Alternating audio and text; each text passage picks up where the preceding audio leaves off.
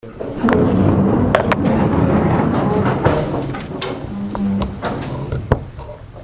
allegiance to the flag of the United States of America and to the republic for which it stands, one nation, under God, indivisible, with liberty and justice for all. Thank you.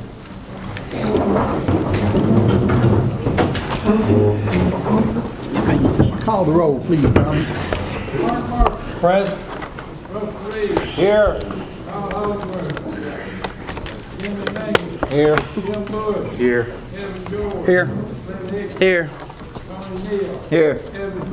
Here. Here.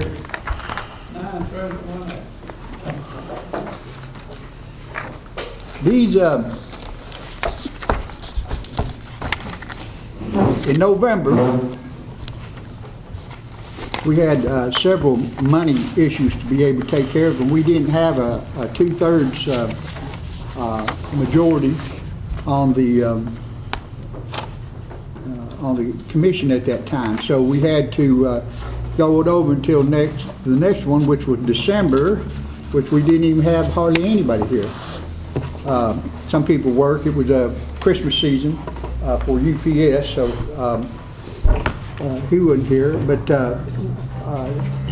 Tony was down with pneumonia. There's several things, anything that can happen that keeps us from getting here.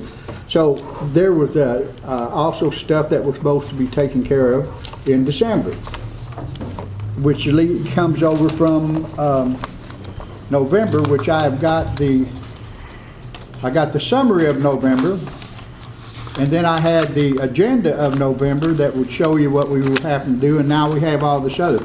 So there's something that y'all will have to look at today, and that is because everything now incorporates 3 different meetings that we had.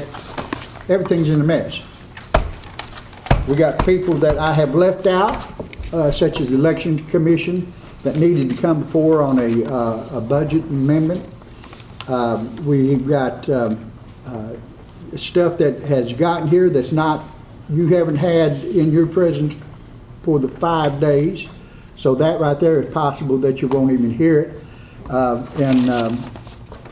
I would sit there and apologize, but it was out of our control at that time. You're saying in November, we had a forum in November, right? We had 2 of them out, and then Kevin left to go to the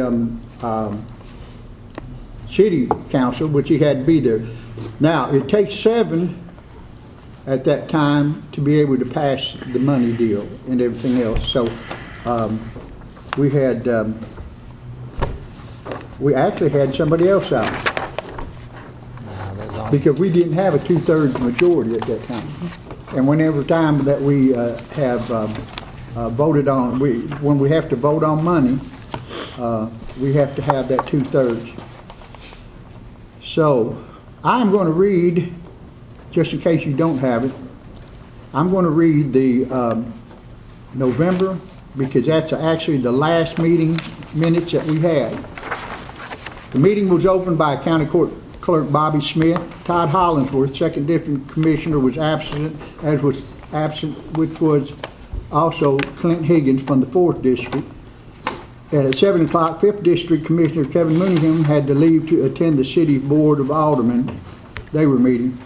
The summary of October meeting was examined, and there were a few discrepancies noted. A discussion had about 2 subjects. One was an order given to the County Chair, Bob Stetzel, to inform County Executive Mike Gannon of the wishes of the Board of Commissioners to tell Faye Morris that she was relieved of her duty as EMA Director. The Chair informed the Commissioners that he had told County Executive Mike Gannon of their wishes. However, County Executive disagreed and told the Chair that unless we prove Ms. Morris did something immoral or illegal, he was not going to make that change. Secondly, a discussion ensued on the dismissal of all the board members of the Homeland Security. The board found it necessary that a new board be named at this time, and that we needed a pro tem director until they could have a meeting and then elect one of their own choosing. It was made into a motion and the board concluded with Roy Sullivan, who is currently Director and Administrator of the 911 system. All voted aye at that time. The motion to approve the amendment to the Sheriff's Office budget would not pass, and the board waited until the sheriff could be there at the meeting in person. It was voted on at this time that the board was not going to physically move the equipment from Miss Fay Morris's farm until we heard from the Comptroller's Office of the validity of our accusations against the Department of Homeland Security. There was a motion to amend the county general budget of $2,235 to replace the doors at the county election office due to the report by the state fire marshal about safety issues about the previous doors. This motion passed barely. The Comptroller of the Treasury had agreed with our capital outlay notes. However, they sent them back to us to be noted that we have more information to fill out before we can do this same thing again. There are certain policies that need to be met prior to sending the paperwork to the Comptroller and being compliant with all parts of the Tennessee state law, giving board authority to issue such notes under its debt managed policy. Tony Neal made a motion to combine Homeland Security and EMA into one department. It passed at the 7 members present, but the record does not show who seconded the motion. I couldn't find that. The renaming of Simple Lane to Woody Lane was requested by Commissioner Mingle. All voted aye. Industrial Development Board has an amendment to be considered for raising the Legal Services Fund up $5,000. All voted aye, and then we adjourned. So, as you can see, this was November, and that was the thing that we were working on at the time, and not everything was able to get passed, and it was sent on to the December meeting. Did we have 7? We had 7 present, though, after Kevin left, isn't that right? After Kevin left.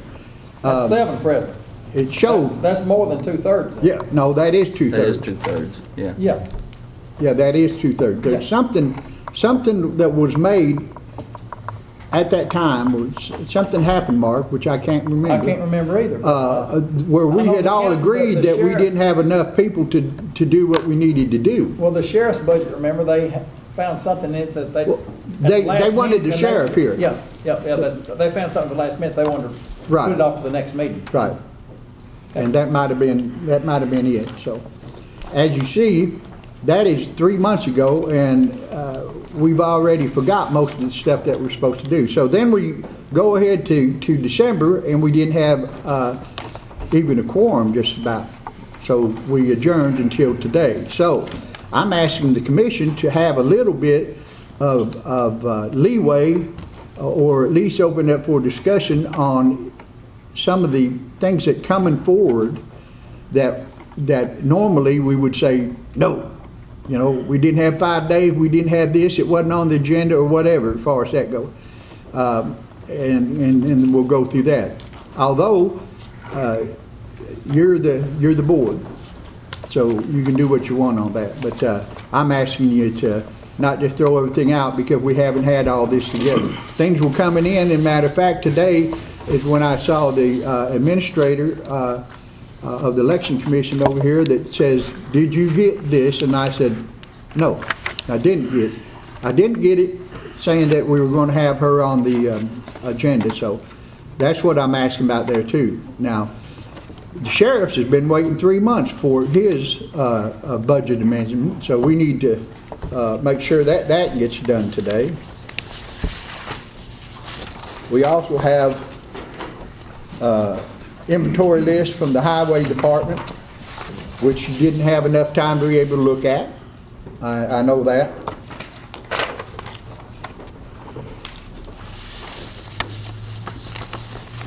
And what did you hand us, Cynthia?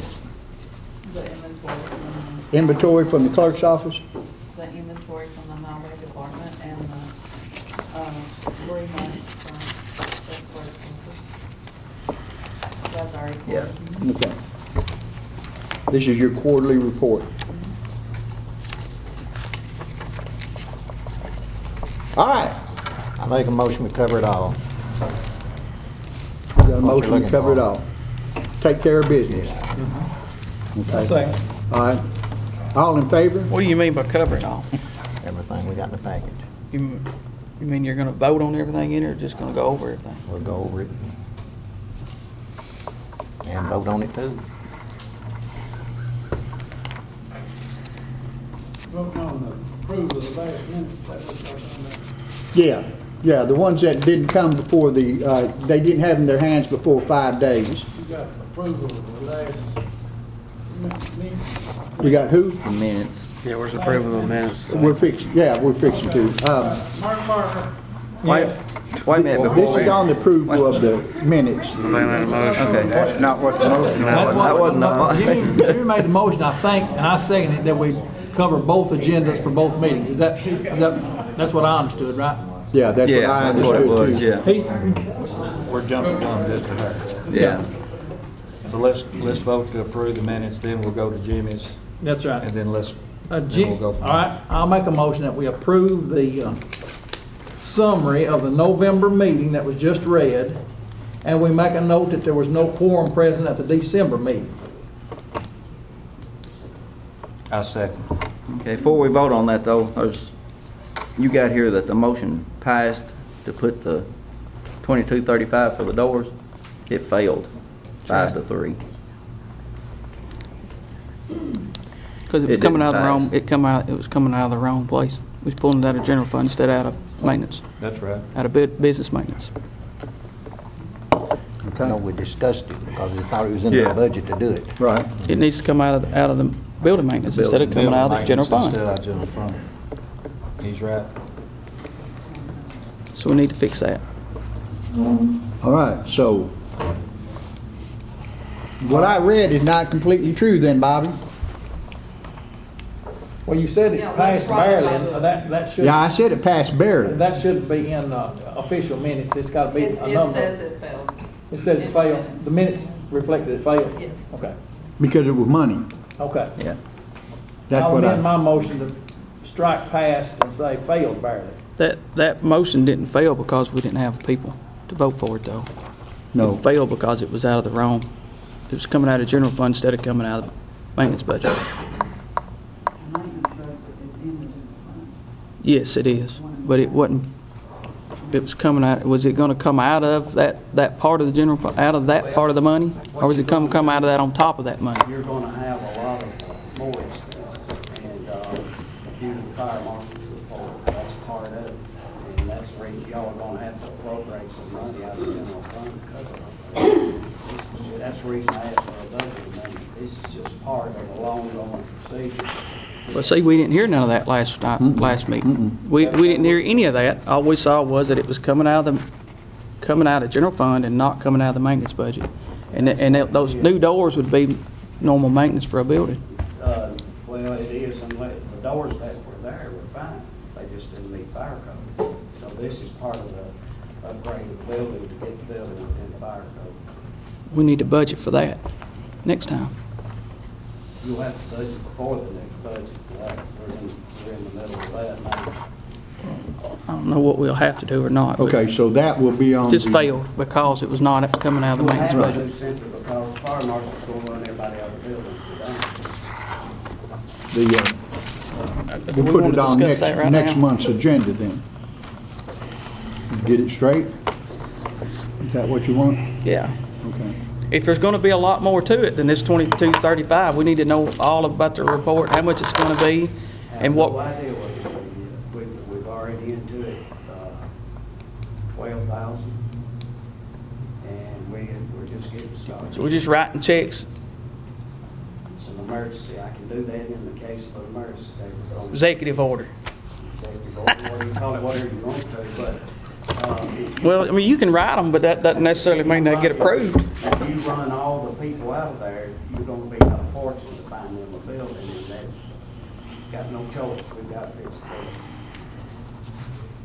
I don't have an estimate yet, the engineer's working on it, what it'll cost to bring it up to codes, but as soon as I get it, I'll give it to you.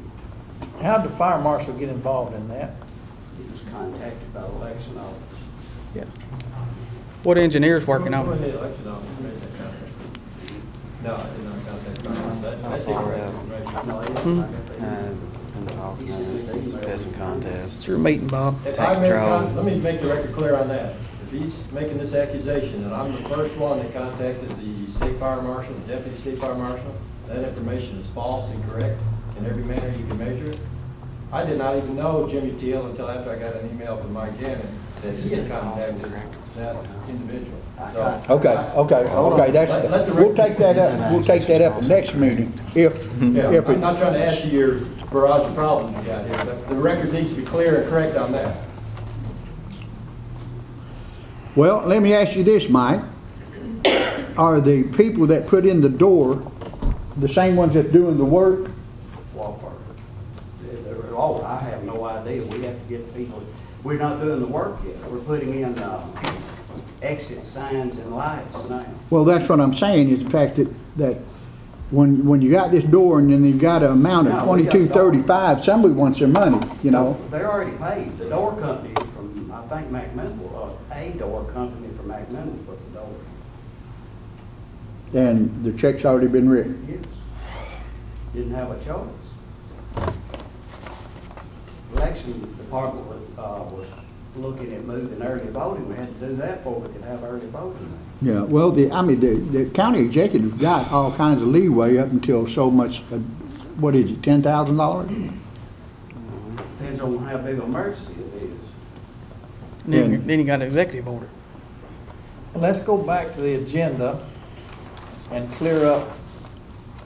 I'm gonna make another motion that we approve the summary of November's meeting with the exception of the notation that barely passing was barely failing down here on the doors. Is that, and that's correct, isn't it, Yeah. Tony? And I'm Right. sorry that I had overlooked it barely. No, that's Fine. good. Y'all are on your toes. Okay, And I second that. and Jim seconded it. Let's vote on that and let's go down the agenda and we'll come to these things when we get to them. Mark Buck, Yes. Russell Reed, Yes. not on here, Jimmy Manning, Yes. Jim Bush, Yes. Kevin George, Yes. Ben Higgins, Yes. Tony Neal, Yes. Kevin Mooneyhan, Yes. Bob Stetser, Yes. Robert Scott. Okay, committee report. Roy Sullivan, you're here? When we told you that last time to have you as interim to where you could call a meeting together of the people, did you do that? Yes, sir. The meeting scheduled for January the 25th, Okay, 6 o'clock here at the courthouse, and then we'll be mailed out. okay, and that's your original meeting? That's, okay, all right. Thank you. January the what now? January 25th? 25th. Is there any more committee people here? Did everyone agree to go ahead and cover everything on the agenda today? Yes. We Even didn't vote on it, but. it got I put thought back. that was the first thing we voted Well, on. we didn't vote on it, but we all agreed on it. We all agreed. Let's just hold these two agendas in front of us and go down both of them. Not good, Jim. I don't think I got one for December. Okay, Bobby, you had notaries? Yes, All right. Brown Cunningham, Cynthia Justin, Lisa Baird, Wanda Reed, Janice Champion, Steve Smith, Nancy Fayo, Bill Beatty. That was notaries. That's who we put in an application for notice. I make a motion, we approve it. I'll second.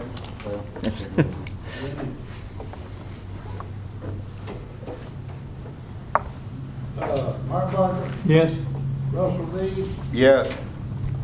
Jimmy Manning, Yes. Jim Bush, Yes. Kevin George, Yes. Ben Higgins, Yes. Tony Neal, Yes. Kevin Mooneyhan, Yeah. Bob Stetser. Yes. Motion carried.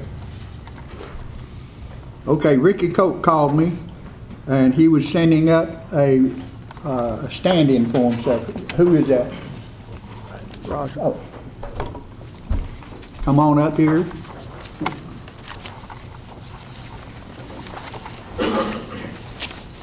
You can come by the podium. Okay.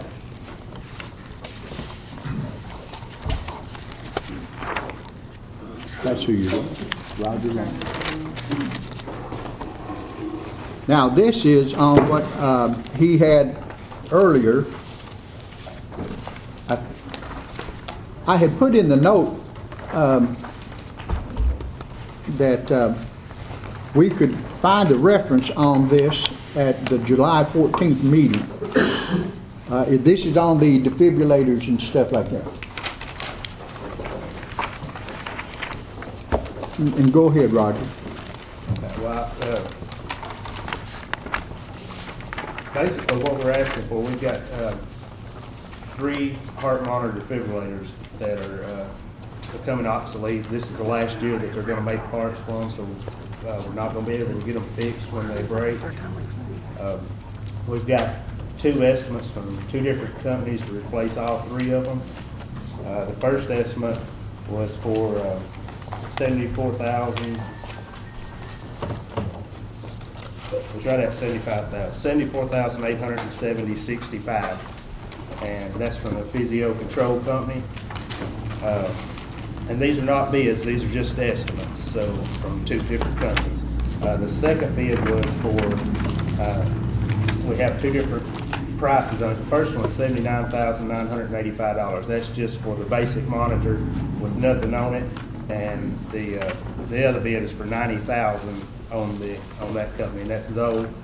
The $90,000 also includes a service contract for our auto pulses, because the same company makes both of them, and they can interface the heart monitors with the auto pulses. So that's why that bid is more than the Physio Control.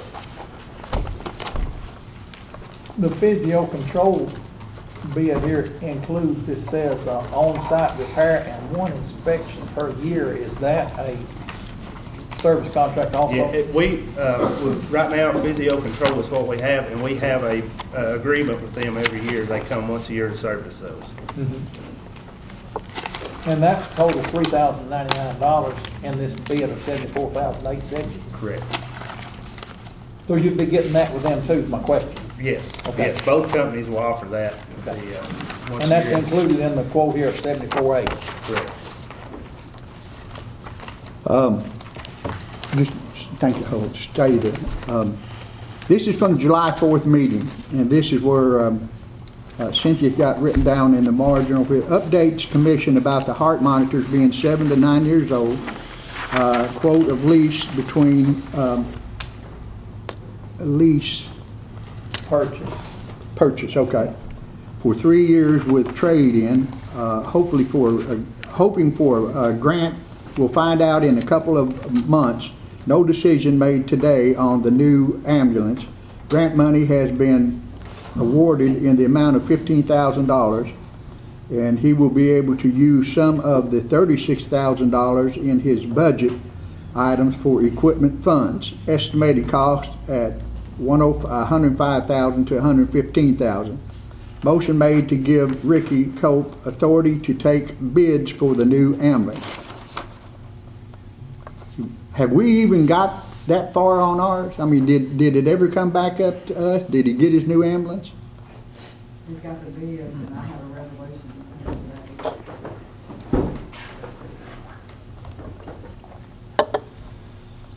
We gotta.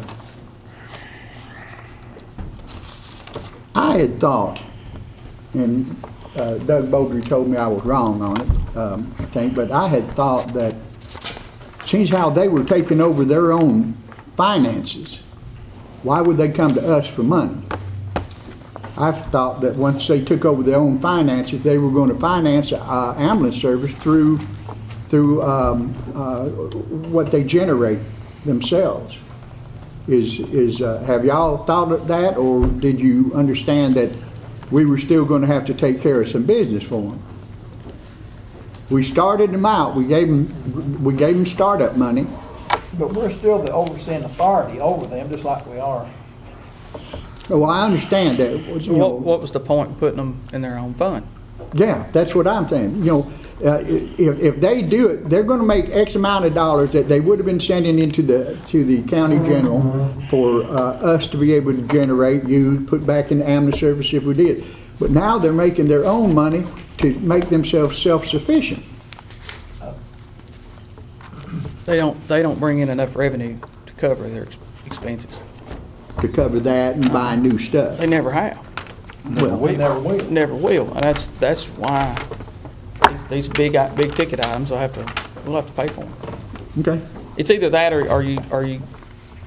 There is one way to do it. You could give them enough of the tax revenue and just keep funding it more out of the taxes, or you fund it on a as-needed basis. Browse it as long, however you want to do it. Speak up. It's broad as long, however you want to do it. You want to pay for one way or another. Well, it kind of if you give it all to them in tax revenue, you give them another 40 cents or 30, whatever it takes to cover it. Then you're not in the position to oversee where the money's going to. Where we're at right now, We oversee it. yeah, we still have a thumb on a little bit of it, and it is county tax revenue. We should have a thumb on it. That's how I look at it. Is that why, Doug? Was that your reasoning for when you told him he wasn't right? It was what Mark said about you guys are still have to prorate the budget. Right. That was the same what Mark said. I'm still a prorate body.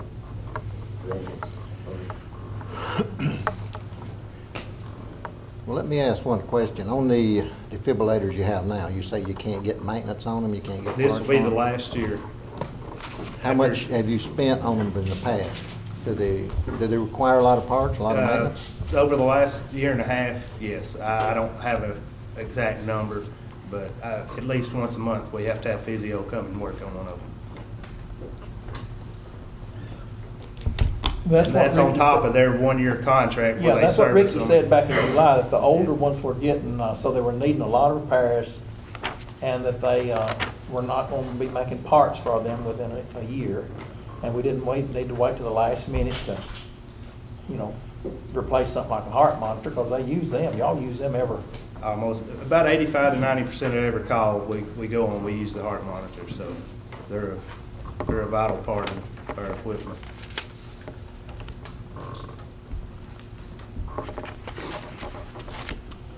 All right, then the question is, do we have that money? Can we give that money? Depends on how much we're going to spend on the building over here. He doesn't know. I know. All right. Now, you're saying this is the last year that they're going to be making parts, right? Correct. Okay. All right, we're 5 months out of our budget, right?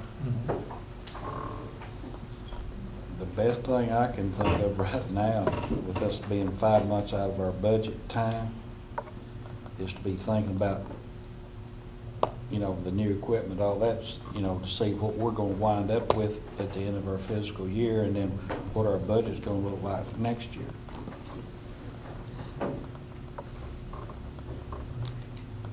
Diane, do you have would you have a report of how much money is left back in the budget right now?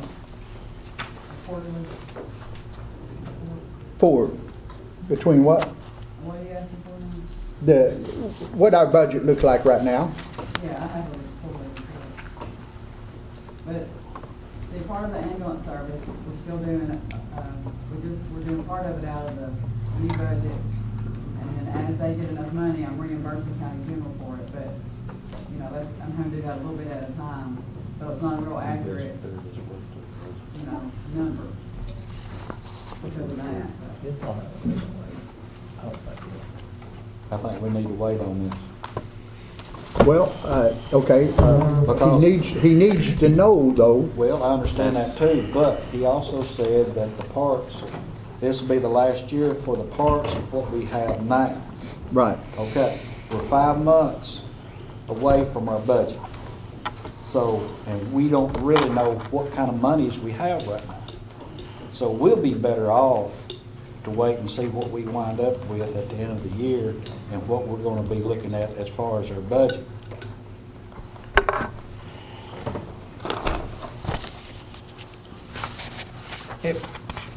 Why are these two bids so far apart? $90,000 for one, I've got it right here in my hand, $90,000 from this company represented by Adam Britt, Territory Manager for Tennessee. And then the other one is $74,870. Yeah, there's actually on the Zoll, the one that you have 90,000 on, there's two different bids on it. The 90,000. Yeah, it's got a 79,985. Yes, I see it up here above. The 90,000 is actually a bid that also includes a 3-year service plan and the interface software for our auto pulses. Okay. So they're just, the two bids then are just $4,000 apart. correct. The only thing worries me is we got solid bids right here. Are we gonna, Yeah. That's what I are was we gonna gonna ask wait you. 5 months and then cost ourselves $5,000? You know, they'll bid the next time that we hire. I don't know the answer to that. There's no way I can answer that. I just don't know. Hey, Doug, we can't take money out of the general fund without, like, to pay for anything that's got its own fund. Can we pay for that out of the general fund, or they have to issue a debt and then us pay for it out of debt service?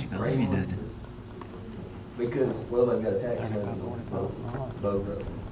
So no, you can't, because when you drop the tax levy on citizens with property tax, you know, once there's actually a Supreme Court rule in the state that says, okay, once you tell the citizens this is what you're being taxed for, you got so many pennies on the tax levy on the ambulance, you got so much on solid waste, so much in the general fund, You can't change it. That's what I thought. We tried to do that one time, and now what Diane's saying was, you know, until you passed your budget, it was in the general fund, and like she's saying, she's reimbursing, and that she's doing it right.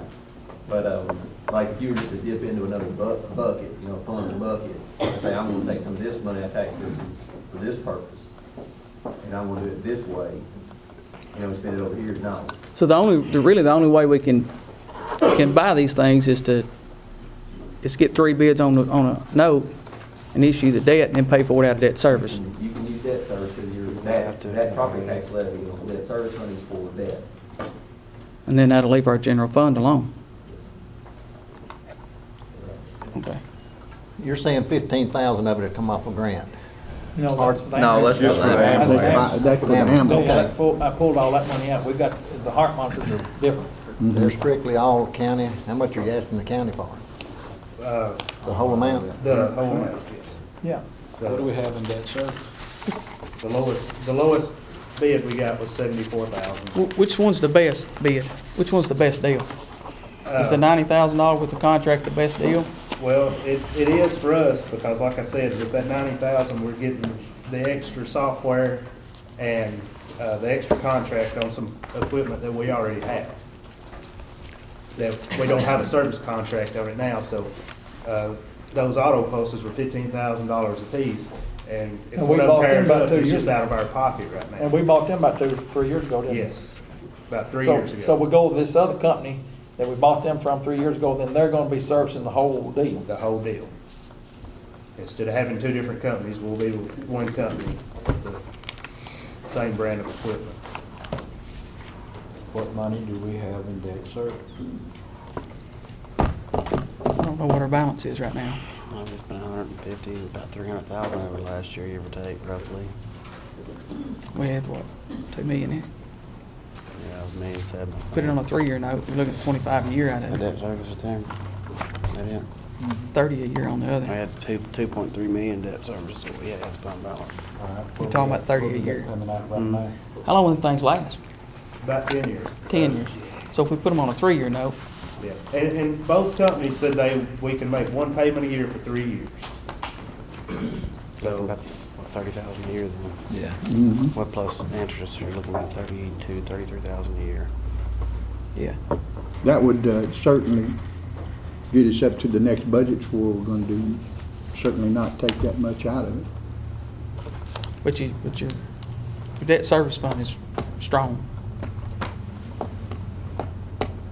Well, if you'll take 4% of their estimated revenues they'll bring in, take 4% of their estimated revenues, that's $20,400 a year, based on last year's estimate.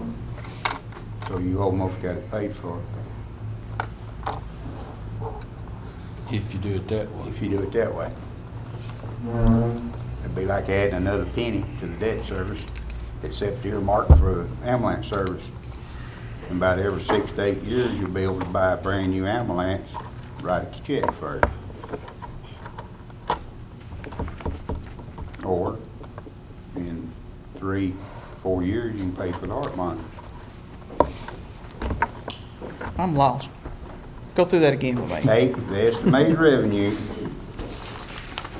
of what they were bringing in. You're talking about the ambulance service, that's right. Ambulance service, estimated revenue.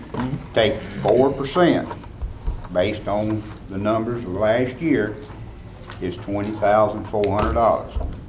That's like adding a penny. What do you mean take it? You talking about take it out of their budget? Earmark it from their revenue side. What they get paid. What they are paid. Right.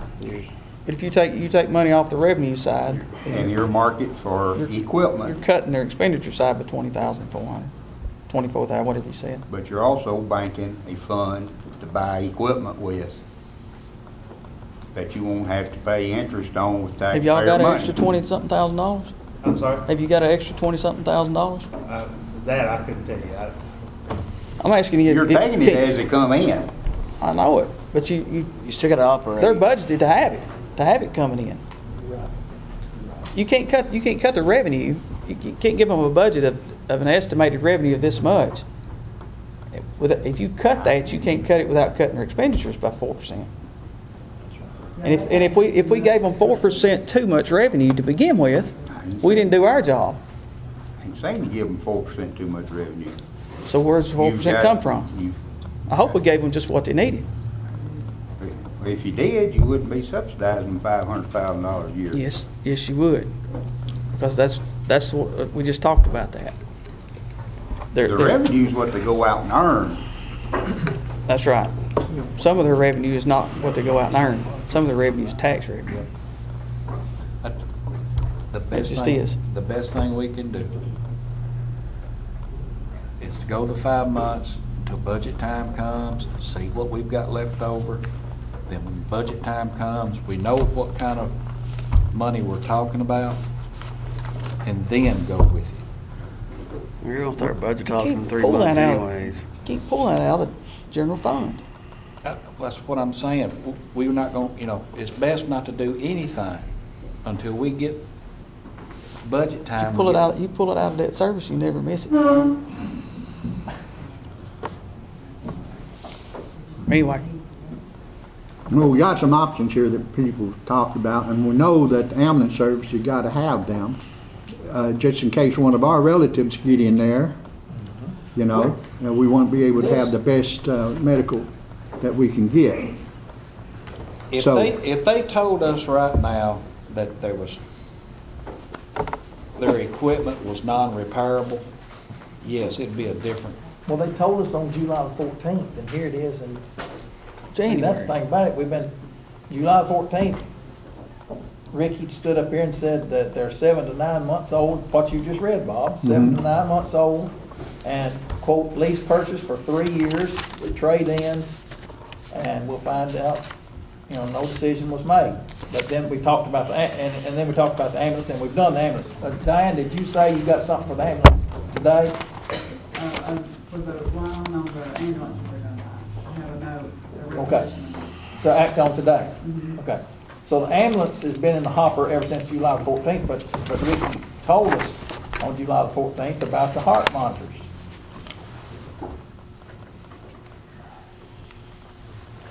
We got 2 different Kevin, options. what do you think we ought to do? Me? Yes, about the heart monitors. You say you were here listening to what Ricky said. Yeah. During the budget, he talked to us some about this during the budget talks. Well, I think I just told you, but I don't know if everybody heard it. I think you ought to go through make sure that it's done right. Make sure we have the capacity to take the money out of debt service to pay a note. And go issue a 3-year note for them and take it out of debt service if the debt capacity is there. Okay, if the debt capacity needs to be raised, then in July, raise it then. Then we can raise it. Okay. But you want to do it now, because we do have we've got a fund balance in debt service, and you say do that, and then in July we can't take it out of general fund. Okay. We've already been told that. And that's because we moved the ambulance over into the. into its own fund. That's right. The only way to do it now is to do a note and take it out of debt service. You wanna do it that way now?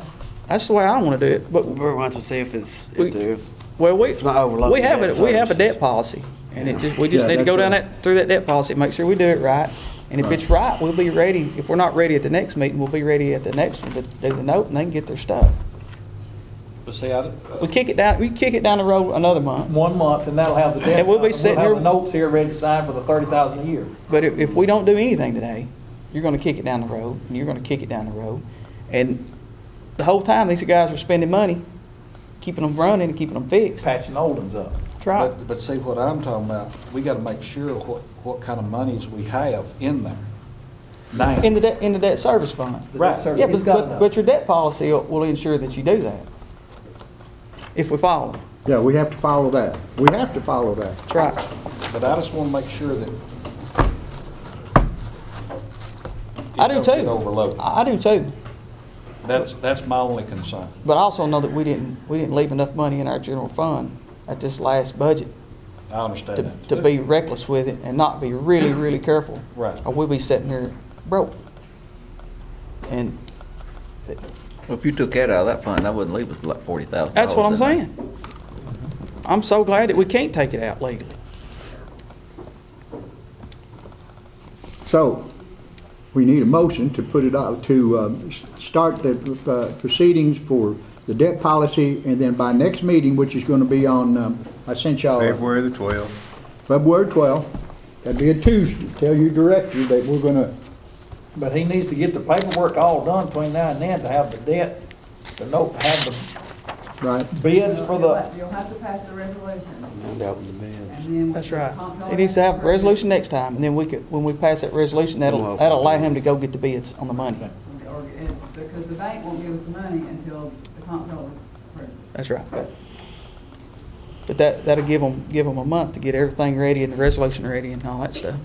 I make a motion that we, for the next month, we get a resolution on the agenda to borrow the money for these heart monitors and pay for it out of debt service. I'll second that motion. Bobby. That suit you? That all right, y'all? Yes. Russell Reed, Yes. Jimmy Mingle, Yes. Jim Bush, Yes. Kevin George. Yes. Glenn Higgins. Yes. Tony Neal, Yes. Kevin Mooneyham, Yeah. Bob Stuck. Yes.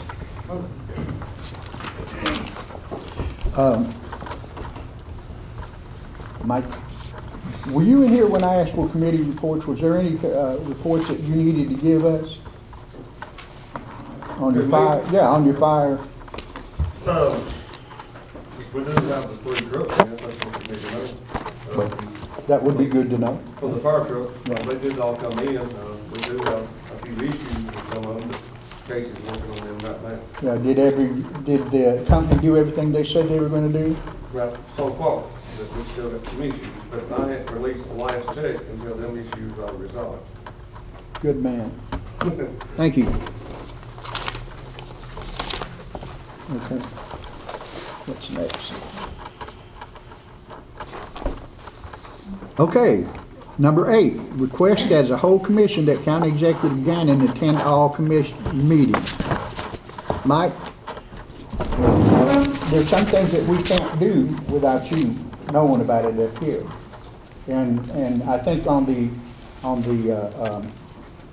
and I'm not accusing anything, I'm saying this.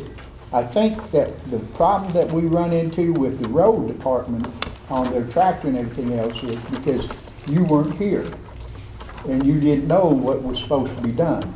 And now the comptroller has sent back all the rules saying that we've got to go through, things got to be filled out, and county mayor has to sign it out. So that's why we're going to need you, and of course I'm not wanting to speak for y'all, but we're going to have you at every meeting so you know what's going on. May I address the commission? Sure. Concerning this, work with the commission any way I can. I hope you're gonna work with me, and it makes the county government run much more smoothly. And I know what Bob's saying, and I agree, and I'll be here for any meeting if I can. But as far as being required, and I know that he didn't say you're required to be here, I'm not saying that, but you know, there's county government's divided just like state and federal government. There's a legislative, a judicial, and an executive branch, and you're the legislative. Y'all got your own responsibilities. I've got my own responsibilities. One of the responsibilities that you have, if the county executive doesn't serve as chair of the commission, they have the right to veto or to not veto and all that. If they serve as county commission chair, they have the right to break ties. And since I'm not serving as county commission chair, it doesn't matter if I'm here or not. The commission is required on any resolution or budget amendment to report to me, so I have 10 days to veto that or allow it to lay there 10 days and become effective without my signature, or I can sign it immediately and it becomes effective immediately. So it really doesn't matter if I'm here or not, other than unless you've got some questions you want me to answer. As far as the requirement, I'm no more required to be here than the trustee or the county court clerk or the circuit court clerk or anybody else. I will be here, and I'll work with you any way I can. But I did find it ironic it would be put on the agenda because I served 17 years on this commission, and I served 6 years on the road commission. Not one time did I ever miss a meeting, and not one time did I ever pass. I voted yes or no every time there was a vote, and you can go back and check the records. And I don't think anybody on this commission can say that. You can't say the number of years, you can't say you haven't missed a meeting, you can't say you haven't passed. So my record speaks for itself. I've done my duty on this commission. And I'll be here, I'll work with you any way I can, but that's beside the point. When you pass a resolution and when you pass a budget amendment, you're required to, the chairman or somebody's required to come to me and give me the opportunity to veto it. I didn't know this loan was even approved until they already had the money, and I think bought the tractor. And I'm supposed to be the, nobody can sign a note on the county except me. So that's not my mistake. That should, and from time forward, I ask that the commission report to me any budget amendments and any resolutions that pass. Now, we, let's see, there was one other thing I wanted to mention. I didn't make a note of it. But budget amendments especially, I know once there was a budget amendment passed and we didn't know it for 3 months. And, you know, y'all got to report that to our office if it's going to run properly, the system that we have. Now, when I was chairman, I knew it all. I was sitting here, and I had the opportunity to cast a tie-breaking vote. Now I got the opportunity to veto it. So it's just a different system, and I realize we've changed systems basically, and there's going to be some growing pains and some things that we've got to work through. But the reason I bring this up is because I want, hopefully, from this day forward, that everything will run much more smoothly. Well, I would think, though, Mike, that you'd want to show up. That's irrelevant, Bob. Huh? That's irrelevant. I'll be here if I can be here. But, Yeah, but they run even better if with I'm that. here, you still need to report back and bring me any resolution that passes. Yeah, okay, I'll take care of that then. Let's move. All right. We need to approve the budget amendment for the Sheriff Department, number 9. Is this, Sheriff, is this the same one that you gave it back in November? Is it still holding good on it? Have you had to change anything? Or?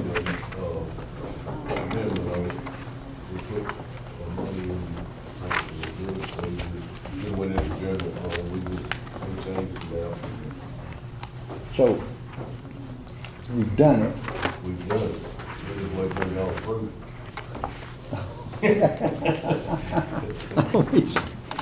Well, You know, with the fact is that the commission is the one that didn't meet, you know, I know what you're going for. Okay. Did everybody have the sheriff's budget amendment? It would have been from November. That's what I was looking for. I don't have it. No, it was I there. got the December one. Is that the one you're talking about? What are you on, number Yeah, 9, that one Bob? right there. Yeah, number 9. See, and it That's for shows, the county executive? look up the top, I think it says 11 December. Sure. Yeah, the December sheriff's budget amendment was 1737. His adjusted for December the 11th was 1471. Is that right, Chuck? Okay. We need to vote on it then. I believe they dropped out a $550 check from Gov Deals Incorporated for sale of a 93 Ford Mustang for $550. Well, you're lucky you got that. Have you got a new agenda? With mine, it says a county executive motion to approve a budget amendment, number 9. And I didn't have a, Yeah, he handed up. Yeah, I had a new one. all right. This must be the one mailed to me. It's got number 10 is here from the county executive, a motion to approve a budget amendment. There's been an extra one in here. There's an extra one in there. You should have I it. got one right here. You got extra? Yeah. For Todd. Todd's extra one, give it to him. Yeah.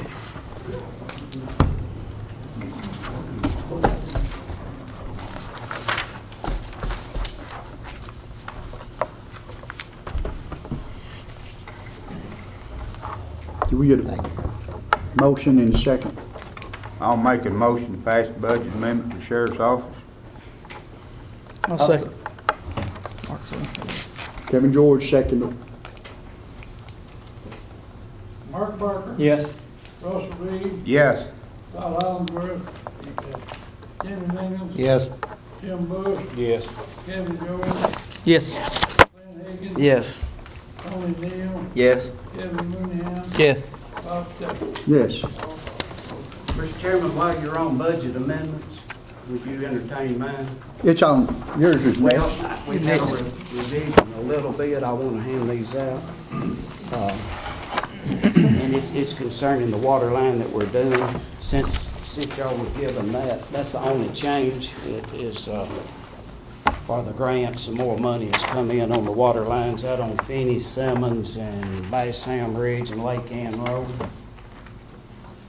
So that's a revised copy of it.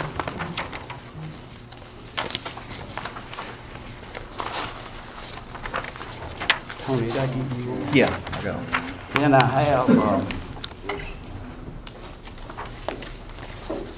have, for the election commission, that was, we had hoped to get past the last time, which had no meeting. It's the one that you were speaking of earlier. There's the election commission. I remember seeing that. Yeah, I remember seeing that.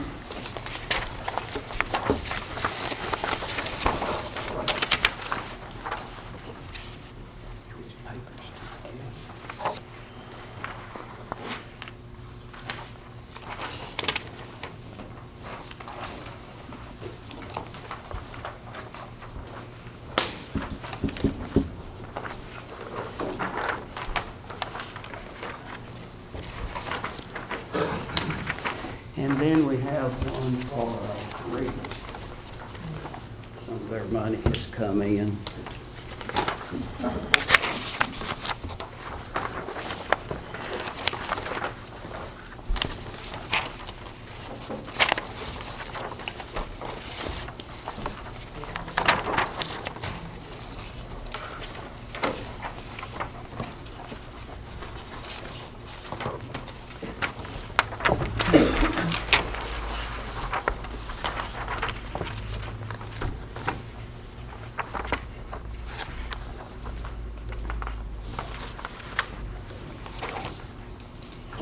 You know, I got to tell you, we went ahead and made a decision that we were going to hear everything, but this right here, needed to be to us beforehand. I mean, I know these. Well, we don't have to vote on any of it. Do I? Get it today, you don't have It to. was sent, which one you talking about? I'm talking about this, all of this. Yeah. It was sent the last part of December. Bob's talking about the leaks. All that is, Bob, is to set her budget up for the leaks grant, because the state won't reimburse us until it's set up in the budget. So, she got the grant, we just didn't have it set up. And y'all have put them into a category like you did the ambulance, so we have to do that before they are. Actually, we did just, reach one a few months ago, I don't know when it was, and y'all didn't approve it. So we- Yeah, you got on the phone with him, remember? We approved it, yes, we did. We approved $20,000 On another grant. The other two per were, startup money. the one on county general and the one for the election office was sent in last part of December. Remember that. Let's just go through line item to line item on this.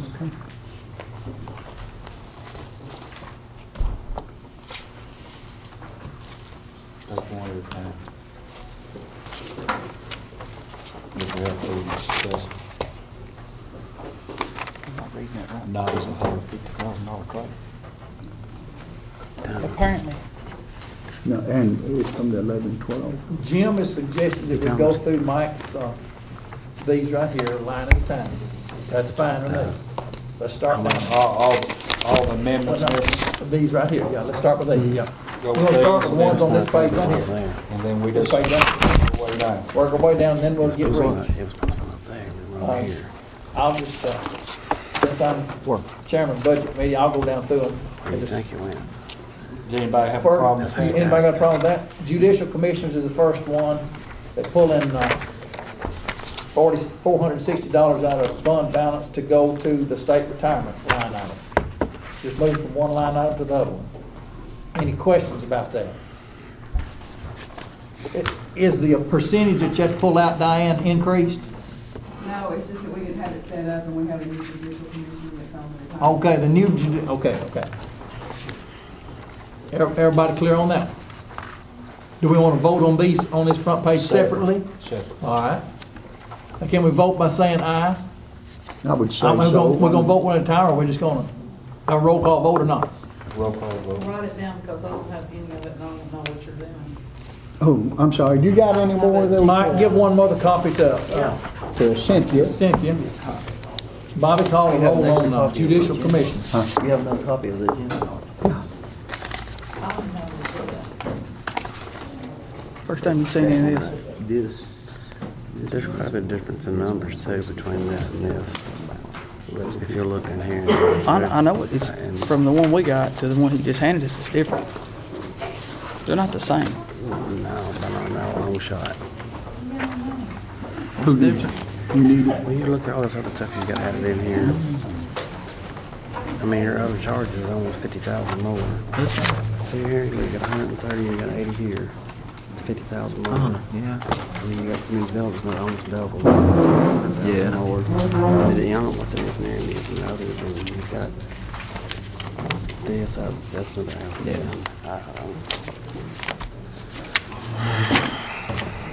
Y'all ready to vote on judicial commissioners, $460? Okay, go ahead, Bobby. Mark made a motion, somebody second. Yes, Clint, Clint did, yeah. okay. Mark Barker. Yes. Russell Reed, Yes. Jim McMahon. Yes. Jim Bush, Yes. Kevin George, Yes. Clint Higgins. Yes. Tony Neal. Yes. Yes. Yes. Next one's medical examiner. It's taking $7,000 from fund balance, that's $3,900, and putting it in autopsies, and you've got an attachment on the second page for it. And we just had another bill on that, so it's actually on up over 8650, but I'll just do another amendment next time because we'll get more bills on that. Now, is this, the doctor that we have that's, of course, I know that they are using the ambulance service as some, Kevin Mooneyham, can you shed any light on this? medical examiner. I think Mike can probably answer this probably better than I can, but we've had a rough year this year. I mean, we've had some vehicular homicides, some wrecks where people's got killed. We've had some unattended death. I think Darrell and them's worked a homicide or two. It's just been a horrible year. And Todd and them are having to go, they're going to that training the 27th of this month. They'll be gone to Missouri to do that, and we're hoping after they get back that will shed some light on some stuff that can be taken care of without everything having to go to the state medical examiner's office. One thing that we're fixing to run into, Mike and I were at a meeting 2 weeks ago, Mike, over here at the hospital. A lot of times now when they pick up a deceased person, they take them to the hospital, and that's where they're held prior to them going to the state medical examiner's office. The hospital says, no, we're not doing that anymore. So we may be, I don't know what we're going to do. It's just something that we're going to have to work through and try to figure out what we're going to do, and hopefully when they get back from this class, we can answer some questions better. What, did they give a reason why they don't want to hold? State Health Department says they can't do that.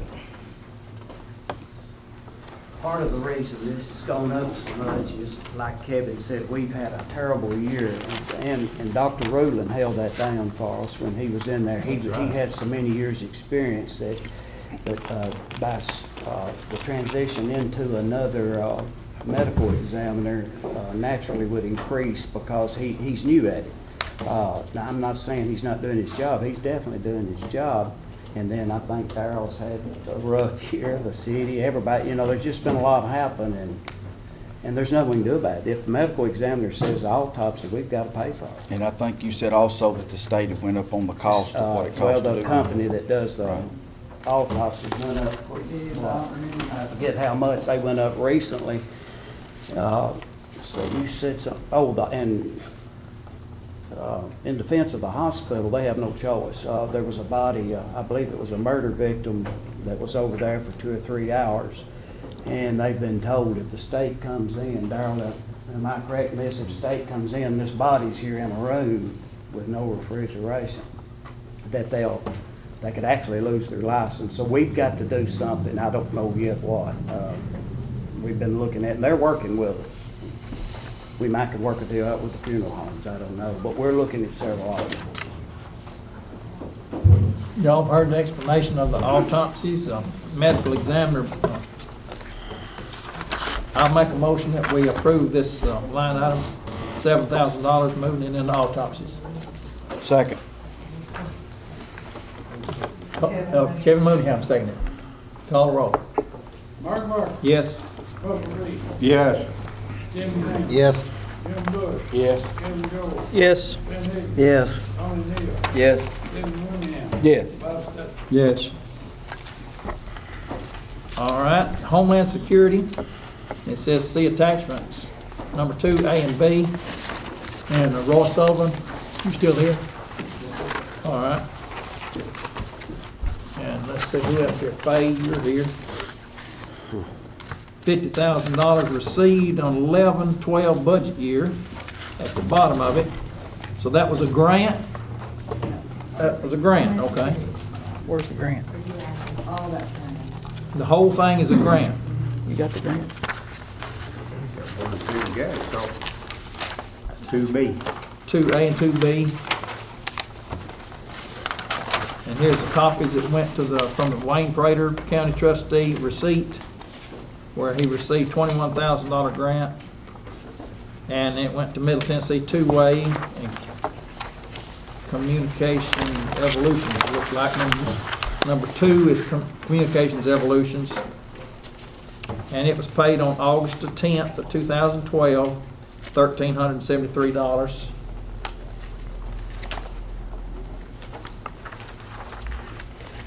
And then the next page is County EMA, and it's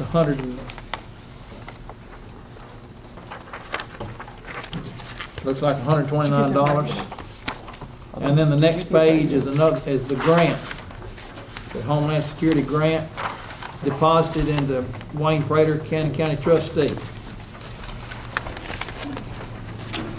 And on the back of that, you see on the back of that one, next to the back page, Disaster Response Solutions.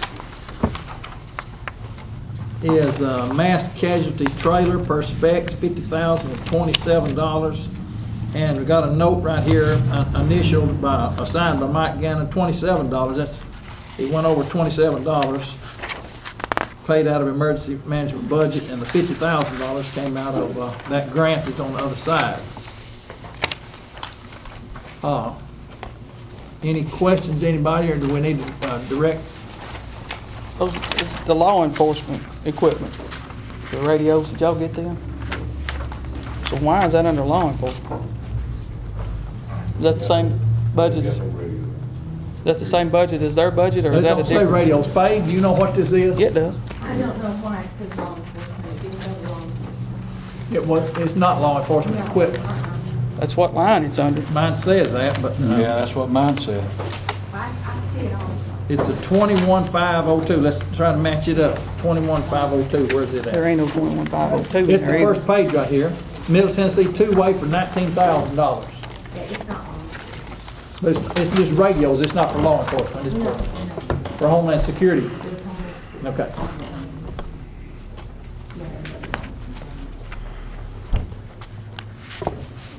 And the total came up to $19,998 on the second page there for a microphone and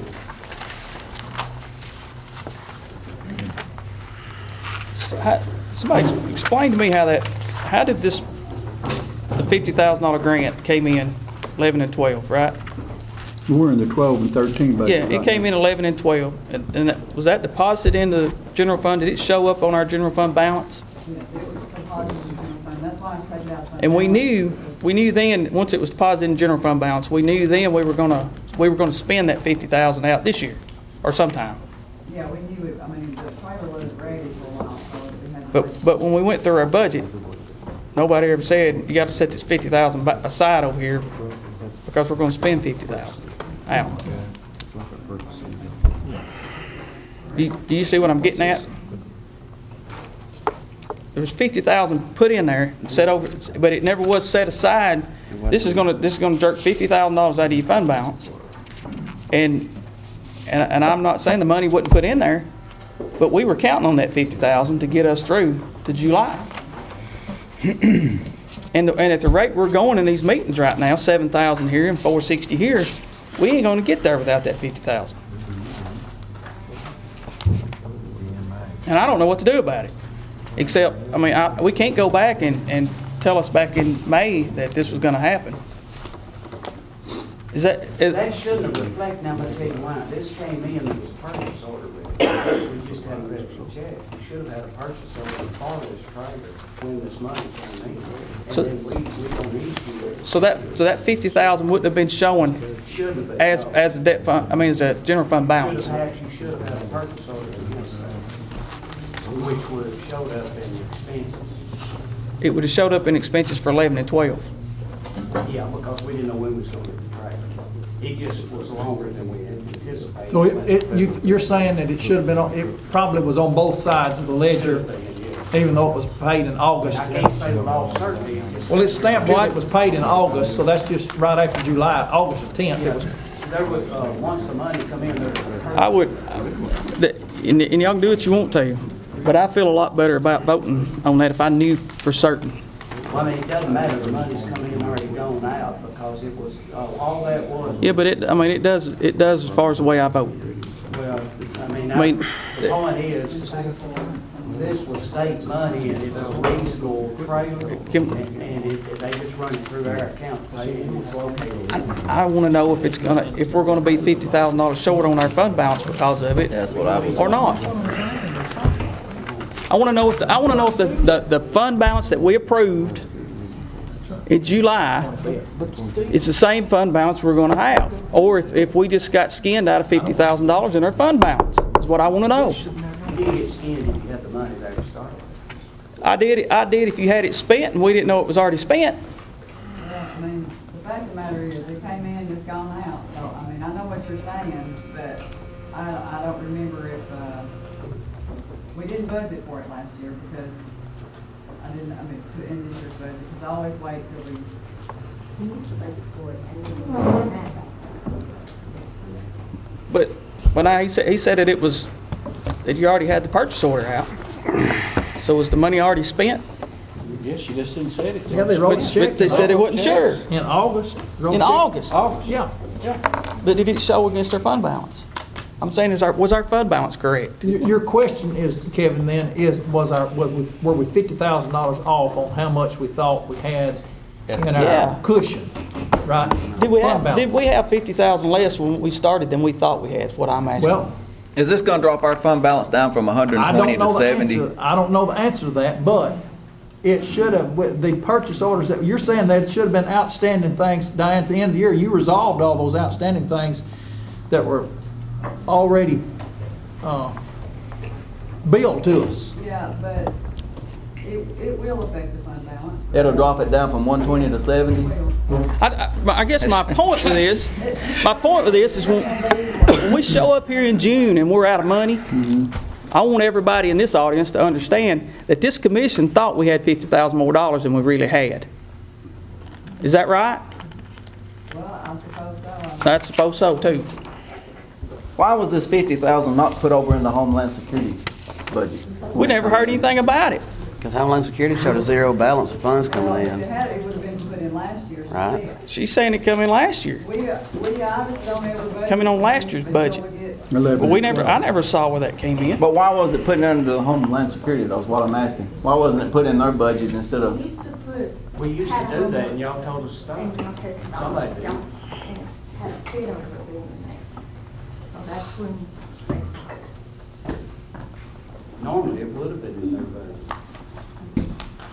For a few years, it did show up in our budget several years ago, and then that was changed. That's why it wasn't in. That's right. Their budget.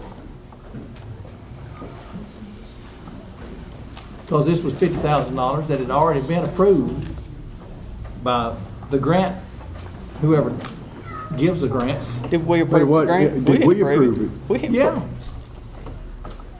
You sure? Well, you can look back at the records. Yeah. I don't think we get grants unless we tell them to approve it, apply for it. You don't have to, this is a regional thing. This is He's fixing to tell you that we don't have to approve it, which means we didn't. You don't have to approve it if it's a wash. In other words. If it's a wash, yeah. It costs what, Well, why are we, I don't mind getting the $50,000. we're just doing housekeeping basically for the books. I mean, this came in and went out. That's And when the all. auditors come, if we have not done the housekeeping for the books, then they'll rise up. Written up, 'cause that account will go over. in the budget. That's what we're trying to keep from. Mark, has the board looked at it? The Homeland Security Board? I don't know. Why did we need a $50,000 trailer? It was, Because we could get the money. We may not have, but the state said we're going to give it to you for the region, you know. Where's this $50,000 trailer at? It's at Faye's house because of, she offered it to the ambulance service and they didn't want it. Because they already have a mass casualty trailer. And they have, it has to be kept where it can be used in other counties. In other counties? Yeah, it's a regional trailer. It's a not regional just trailer, ours. okay. Now, one of these is a transfer switch for the communication tower, right? That's what this bill says right here. Roy? No, not that. Transfer switch for tower? That's what the invoice says, $2,100. 911 response. Yeah. There was some additional money with that grant that was left over. Well, the grant didn't cover, 911 paid for it. Okay. And that was for a switch, a communication switch. Just for an additional transfer switch for an additional generator plug for the Homeland Security generator to connect in the event of a catastrophic failure. No. Okay. All right, just two-way radio equipment. Who was it ordered for and where did it installed at? This two-way radio equipment. From Middle Tennessee two-way. From Middle Tennessee two-way. Who was it ordered for and where is it installed at? That's just been picked up and it's in my truck. Where's it gonna be installed at then? Where will it be installed at? Roy has a list of the departments it will be issued to. Oh, this is the part of the fire department radios? The Motorola's, go into the fire service. Some of the mobiles goes to the Woodbury Fire Department. Some goes to Auburn Town, some goes to EMS, some goes to 911. Is there another fire department involved? So let me understand, the list that I originally compiled under inventory, that's what we're going to go with petition. That's what I ordered. But there was a lot of disagreements with that, with the past on security committee meetings that the radio was going to be reissued as. No, in that Homeland Security meeting, I voted that the fire department did not want Kingwood. We wanted Kingwood, they voted to put Motorola in the fire department. And everything else we thought would be Because they're using Roy and any her money left institute. over from putting it where you had requested, then we Just used it up and buy it. Almost $50,000 on the gas. Can I give the trailer back? Tim, you're with the rescue squad. You're on, No, you was on that committee at that time. What about the radio? Don more if other counties have to, needs to be put somewhere where we can pieces. I said, Not somebody's house. you was We need on our the committee when the $50,000 radios were talked about and all this? It's so discombobulated, I don't even know what to tell you. But we're going to figure it out. What a word. And they've got a meeting on the 25th to figure it out. Yeah, we're going to figure it out. When this grant was applied for, there was a list sent by Roy Sullivan in for these radios. That's where it's going. It's bought and paid for. It's 100% grant. It's going to the fire departments and whomever Roy and Faye just read off, several different organizations. That's where they're going. Now, are there any other questions? Y'all heard Roy and, Roy, is that correct?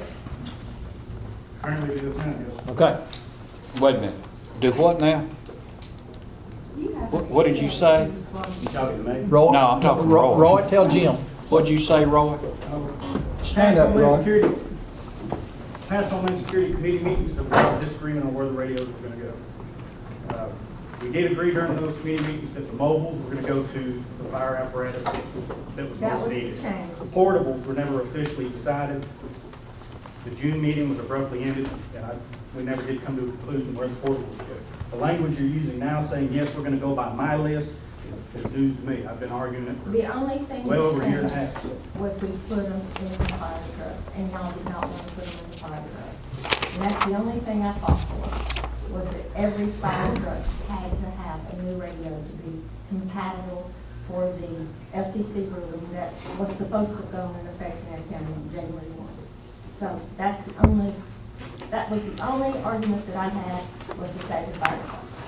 There's no argument. If the grant was sent in, whomever's on that list is going to get these radios. And we worked. Final say is the county executive in those grants. And I told Roy that we're going to follow our grant. We worked around and went with the state rate and got them at a third to a half off of what they should. I'm getting so tired of it already being done, Mark. I could just scream. That's what we're talking about. Don't you? Does that not bother you? Well, it does a little bit, it does. It bothers Any other me bad. questions, anybody, about the Homeland Security grant that's already been issued to us for regional equipment? Has everybody heard all this discussion? You know, I think that if we are the ones that approve all the money stuff that comes through here, then we need to be updated all the time as far as it goes. Instead of some committee just doing it and not letting us know anything. This $50,000 says it's 11 and 12 years. This is the 12th and 13.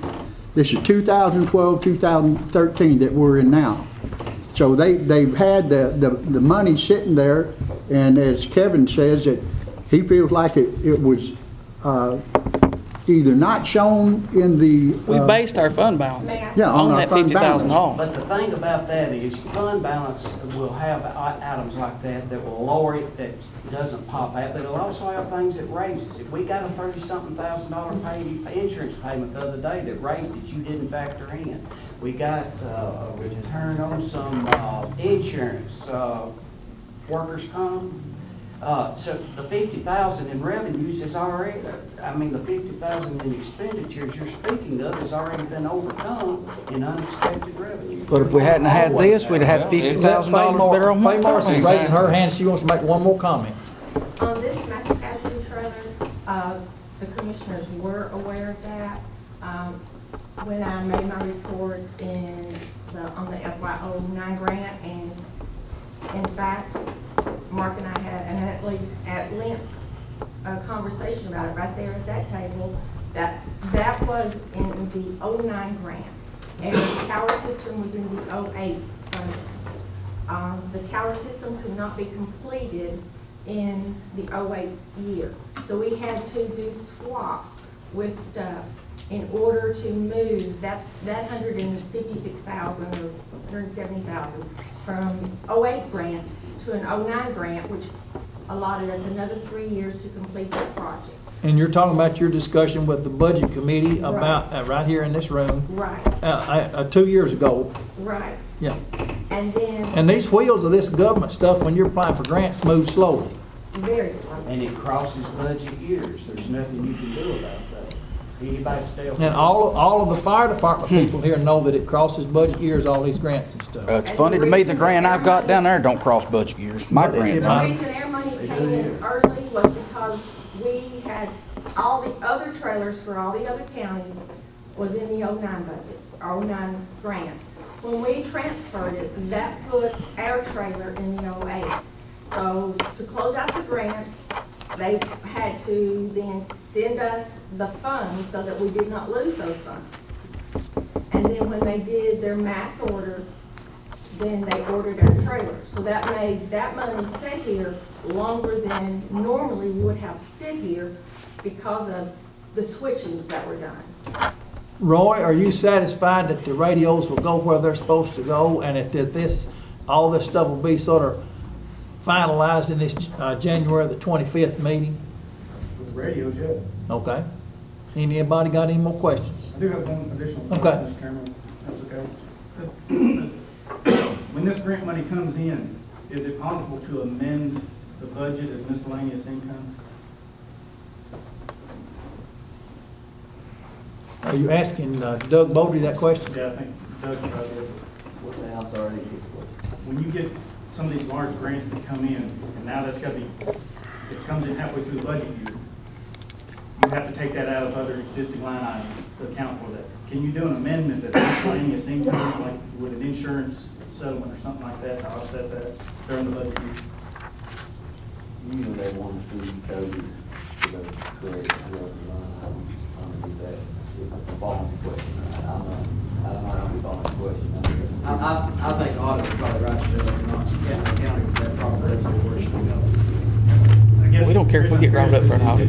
You go out and apply and get It don't bother this say county. $1 million grant. You don't expect to get that. Does it? It doesn't bother us if we get rolled up for an audit. It never has. For it coming in, well, that's what puts the budget over every time. After we get through this, about a 5-minute break. Yes, please.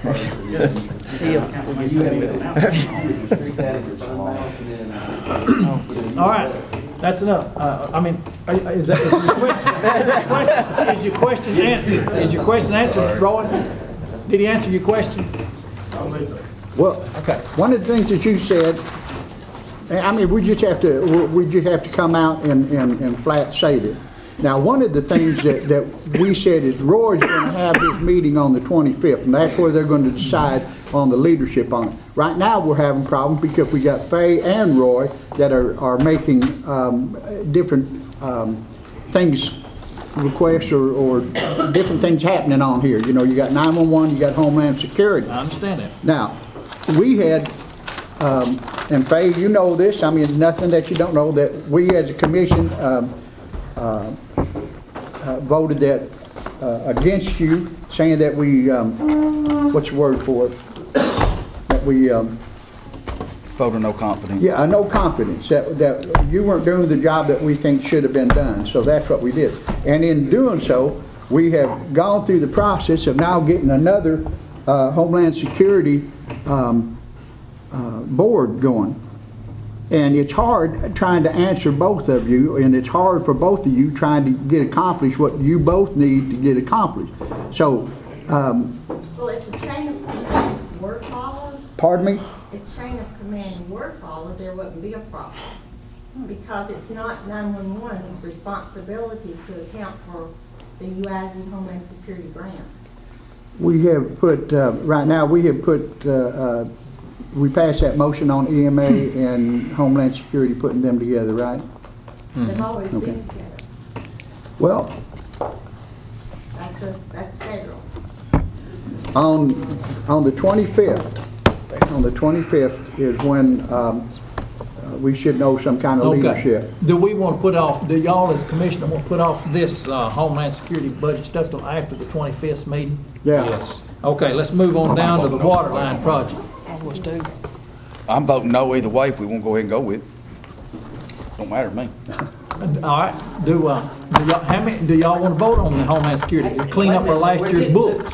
Mark, we're getting two things mixed up. Where the radios go and the money's two separate things. That's right, that's exactly right. Do we need to clean up our books and have the money accounted for on both sides? I told Roy some time ago that we were obligated to put the radios where the application for the budget, the application for the grants.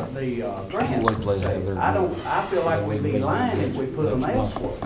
And Roy, we're gonna put the radios where the grant was applied for.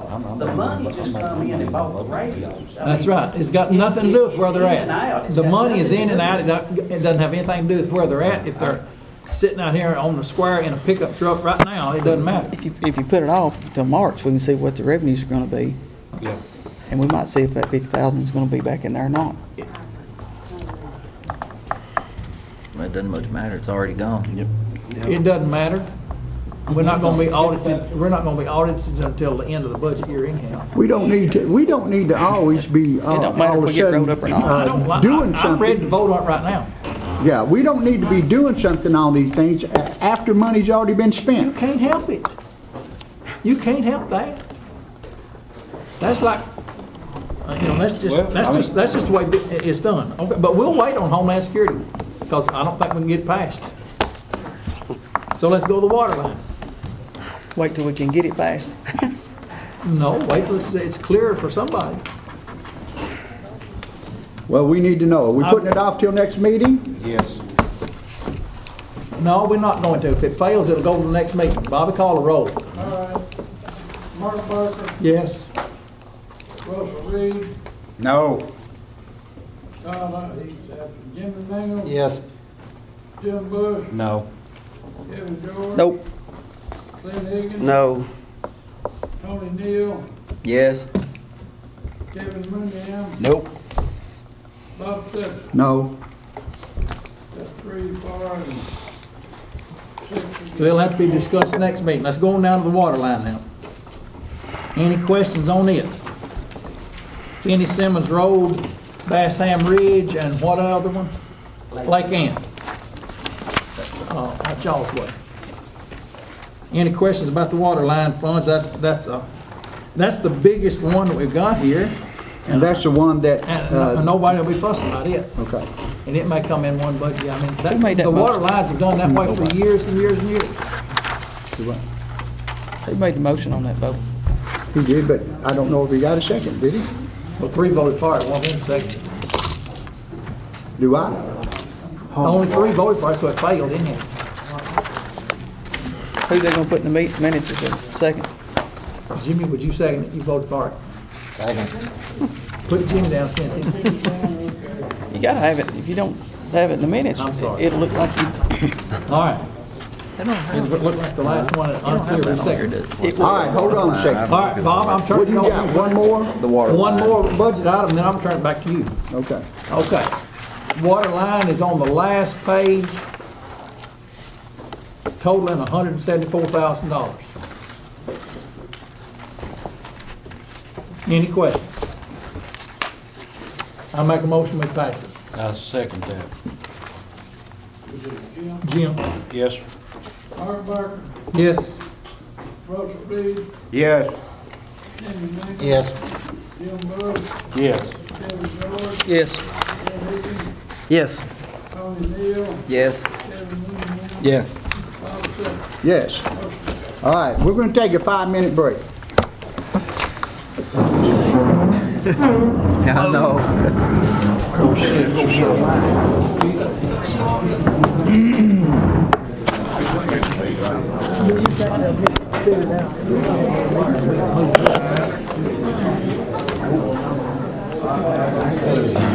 Sure. gonna be at the January meeting to see if it's, we gotta get this $50,000 was in the 11 and 12 budget year, and it's got to be accounted for on one side and then the other side. I understand what you're saying. And she paid, and wrote the check on August the 10th. And here we are, January the 19th. And That's what I'm saying. That's what I'm saying. Okay, because I thought. You don't mind how to pay the bills for them. That is what I'm saying. When did she pay? August the 10th. Paid August the 10th of last year, and the Why money are we was just now already hearing set. about it? The money was already set on the check.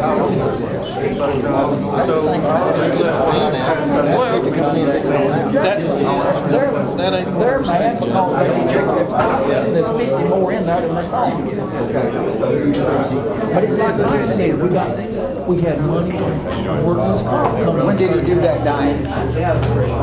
It was in the office Thursday or Friday, I don't That's remember another which way. day. They don't fuss when it goes the other direction.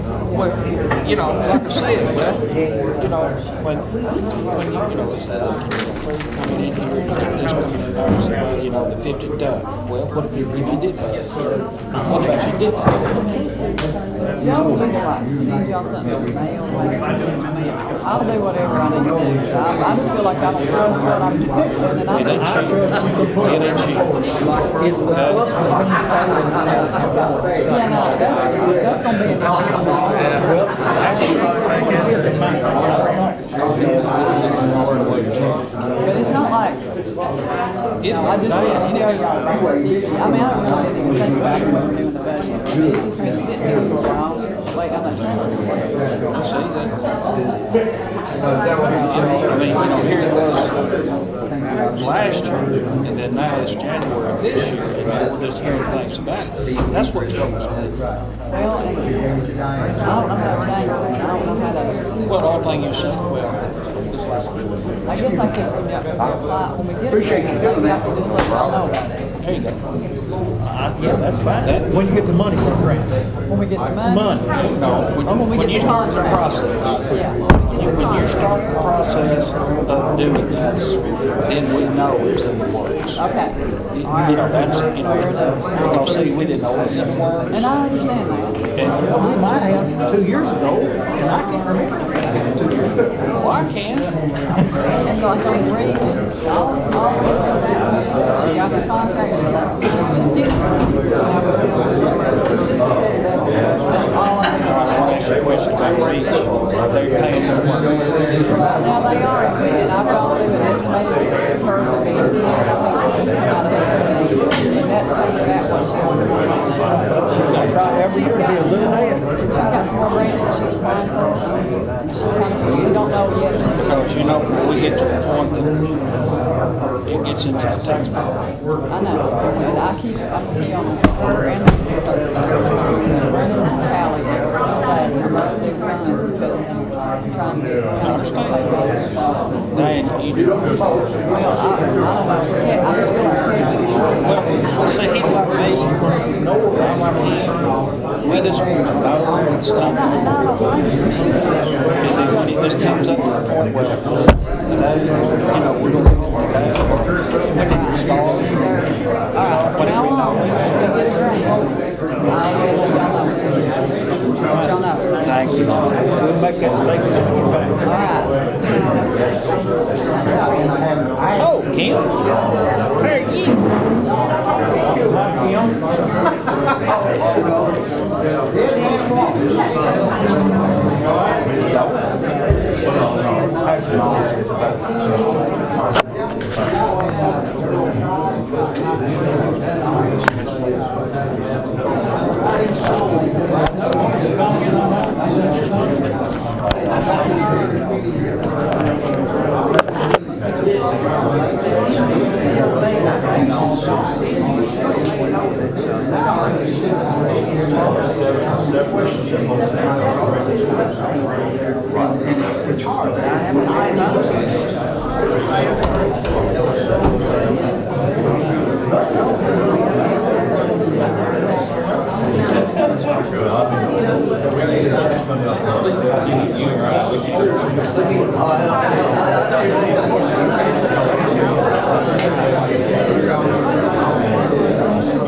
you?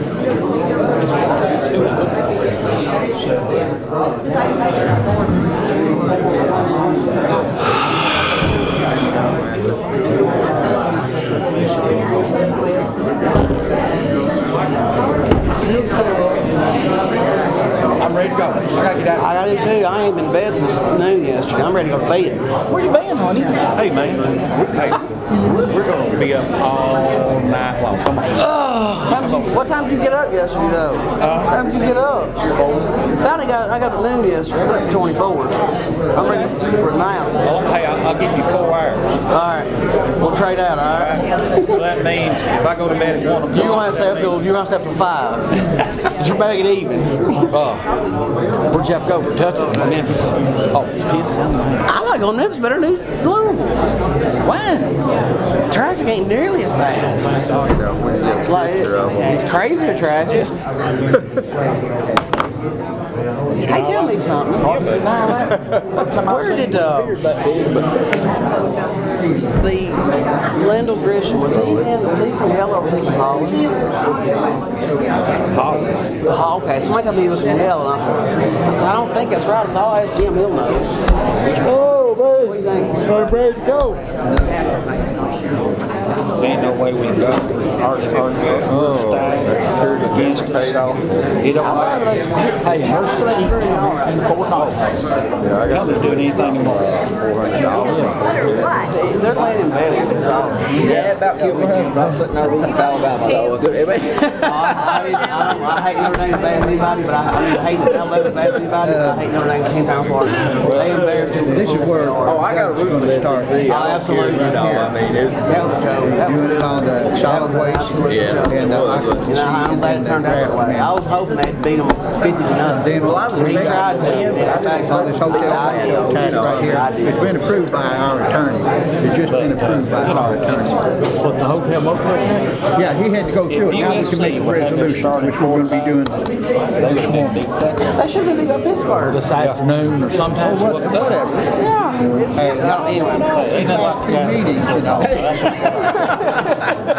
And I hate Notre Dame because they get pumped up by the media so hard. Yeah. They make But T.O. right now, they're giving him. Boy, oh, goodness gracious. Well, hello, Miss Prince. How are you? How's my man doing? He's doing great. How's him eyes? Oh, his eyes are wonderful. Yeah, they're better than I hadn't called him a budget in a while. But he has a challenging situation right now. His daughter was offered a job as a consultant for Lowe's. And we'll see what happens. It could be a really good opportunity for her. And he's the daddy and he wants the best for his daughter. He's got a well-trained assistant that may not have. So we'll see what happens. Tell Joe I'm going to put an application in. I'll retire and I'll just go work for him.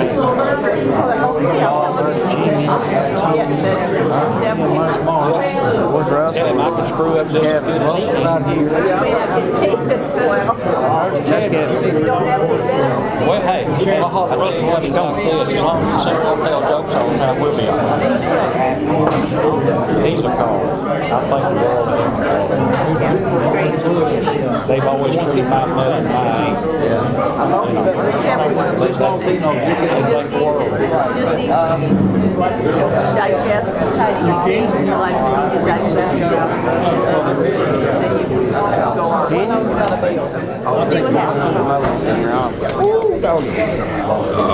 How you doing, Russell? I'm doing all right. How's everything? Everything's doing all right? Do what? Everything's cancer doing okay? They say it is. Scary moment. I can't say that. I can't speak for myself, but I can imagine what Now we've got all that weight we see for the next several years. Non-Hodgkin lymphoma.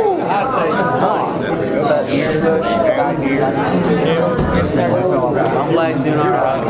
So far. I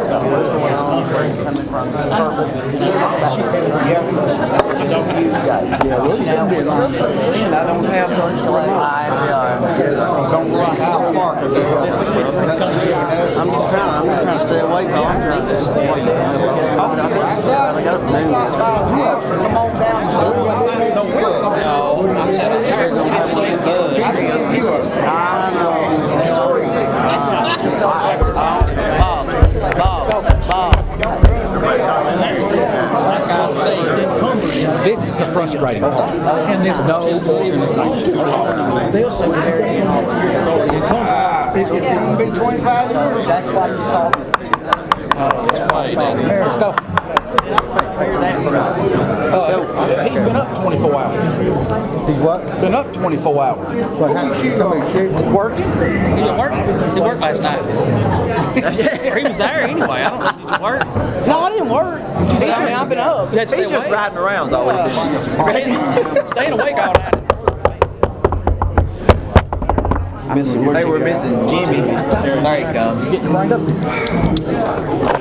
I'll get back to business. I'd like to turn that off. I put it on hold, yeah, so it wouldn't. election commission. Working? Yeah, I think it is. Sat here the whole time.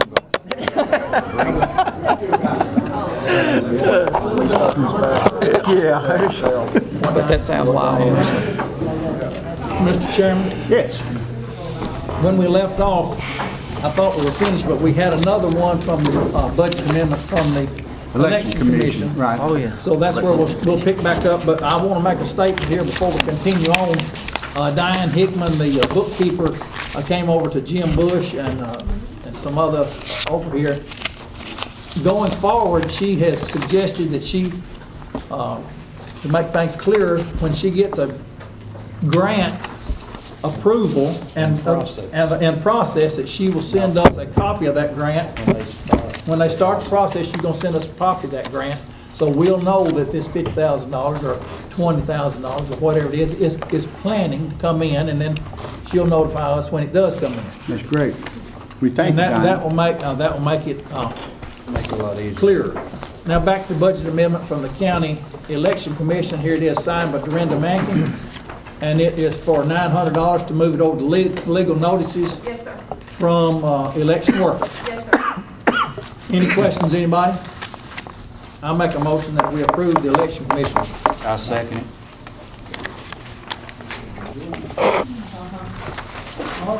Yes. Yes. Yes. Yes. Yes. Yes. Yes. Yes. Yes, and also Miss Mankin here has another one she needs to bring Okay. forward.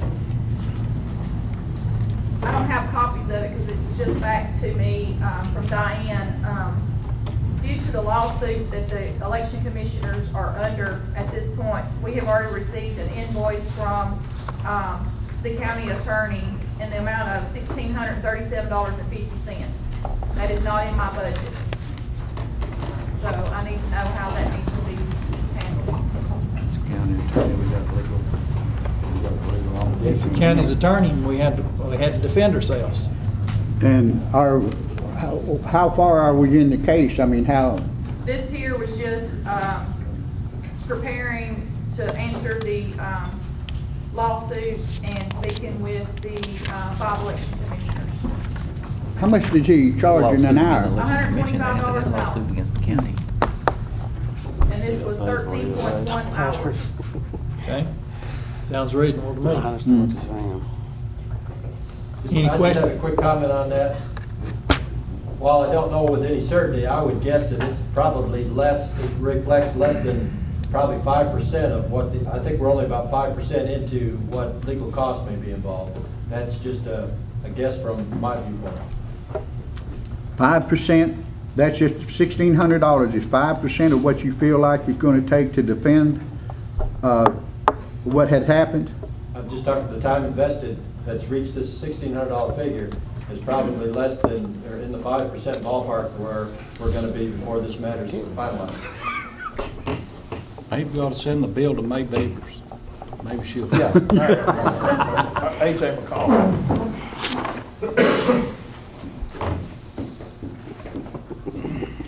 All right, y'all heard Ms. Mankin's other budget amendment. Do you want to act on it? Do we have legal services in the budget? There should be some more legal fees, isn't there?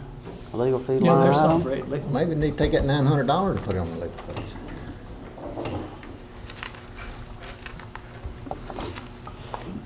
Well, We've already voted on that one. Yeah, we're, That legal notice is there, it's just where Yeah. information is put into the courier. About pertaining the to voting. meetings. Yeah, and we the- understand that. the We understand that, we just sort of talking among ourselves about that. Bring this next one up for the next meeting, for the February meeting, have it on the agenda. Uh-huh. Moving on to REACH. You remember at your last meeting, we got the REACH. Jim got her on the phone here, and then we voted.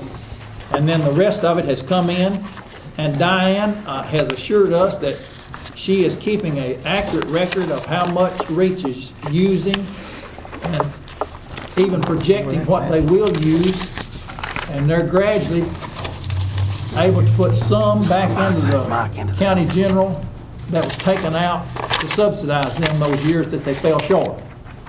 The new director has assured us on the budget committee and the county executive that she's going to try to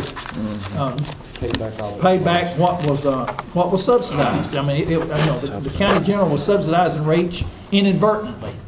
it's my understanding. And it's being paid back. Yeah, it's my understanding that if it's not paid back, they don't get anything else. It's got to be. Well, they paid never back. have, they never have gotten anything that was voted on, and you see what I mean? They never have. Voted on as far as us go. It's not us. The budget committee would always just take their grants and say, here's your money. And then when they, all that's been in the past, though. Linda is doing an excellent job. I know that. And she's living within her budget and then some. And what she has left over every year, just like any other of the departments. They turn it back in. Whatever's left over rolls back into the county general. Everybody clear on that? So here's the two budget amendments for REACH. One is for a LEAPS contract, and the other one is for, It's just one, it's just. yeah, it's just one, yeah. Also, in agreement on this, that there would be no taxpayer funds to fund REACH. That's It right. always have to be grant money. That's right. If it comes to the point that it cannot be ran by grant, then Then they cut it back to whatever the grants will do. exactly. That's exactly right. Well, that's what. And that's the understanding that we all have. And That's what Linda's aware of that. Yeah, that's what we're talking about there too, is the fact that it needs to be paid off. Okay. Any other questions on the REACH grant? I make a motion that we approve the REACH fund budget amendment. Who's got a second for it? I'll second. Yes. Yes. Yes. Yes. Yes. Yes. Yes. Yeah. Yes. Okay, Is that all of them? Is that all the budget? Is that all? that's all the, I And be believe. sure you get on the agenda for next time, though, the Homeland Security again, after their meeting, and the other one for the Election Commission. That's two that we know we'll have to look at in a month. Right. On the budget committee first, right? No, we're gonna do the budget stuff right here in this meeting. But what I'm saying, with the money, I mean, we doing this today because of everything piled up, but the budget committee has to meet and discuss this about the monies. Unless you wanna have Cynthia and all them up here, we got to do our budget stuff right here with these 10 people. Yep. Cause no need in doing it State. twice. Well, the state come down No too. need in doing it twice. The state came down on us for not having somebody here taking minutes. Okay. We're gonna do it right here at this meeting, and it won't take long. The budget committee's sitting here. That's right. Plus the other commissioners from every district. Yeah, Except for the that makes sense. And that makes everybody know what's going on, and then you can't say down later, well, I didn't know, that was done. Because everybody's hearing it. Go ahead, Mr. Chairman, turn it back over to you. Thank you. At this time, I've got Doug Beaudry from CTAS. He's going to be going over some of the projects that we had going on and some of the new ones. This is number 11, review draft amendments to the debt policy, and he's going to explain that. The occupancy, that's a hotel motel tax, which I need to tell you now that our attorney, Mike Corley, just finished going through it and he's approved it. And then we have the review the options for solid waste operations. So Doug, come on up, get by the podium and We'll listen to you for the next half hour. No. Got 5 minutes. It's getting close to lunch, no. Yeah, I'll just go ahead and we'll look at that hotel motel tax first, if that's okay with you guys. Okay. Does everybody got a copy of the actual hotel motel tax, private act draft? Okay. And the resolution? You guys requested me a few months ago to work on preparing this private act for a hotel motel tax, and basically what it is, it's a privilege tax on the occupancy of lodgings and other accommodations by transients in Cannon County. Per what you guys told me to do, I had wrote the private, we got the private act written, 100% of this, led the County Trustees Commission to collect it, is going to be earmarked to the Chamber of Commerce. Neil Applebaum, he left, he told me before he left that to let you all know that per Neil, that the Chamber supports this. They see it as tourist dollars supporting tourist activities. The tax is at 5%, what is proposed. For y'all's information, I was asked about this by a couple folks, so I just wanted to pass it down. This is all the surrounding counties touching Cannon County and their hotel motel tax, their rate, what authorizes it.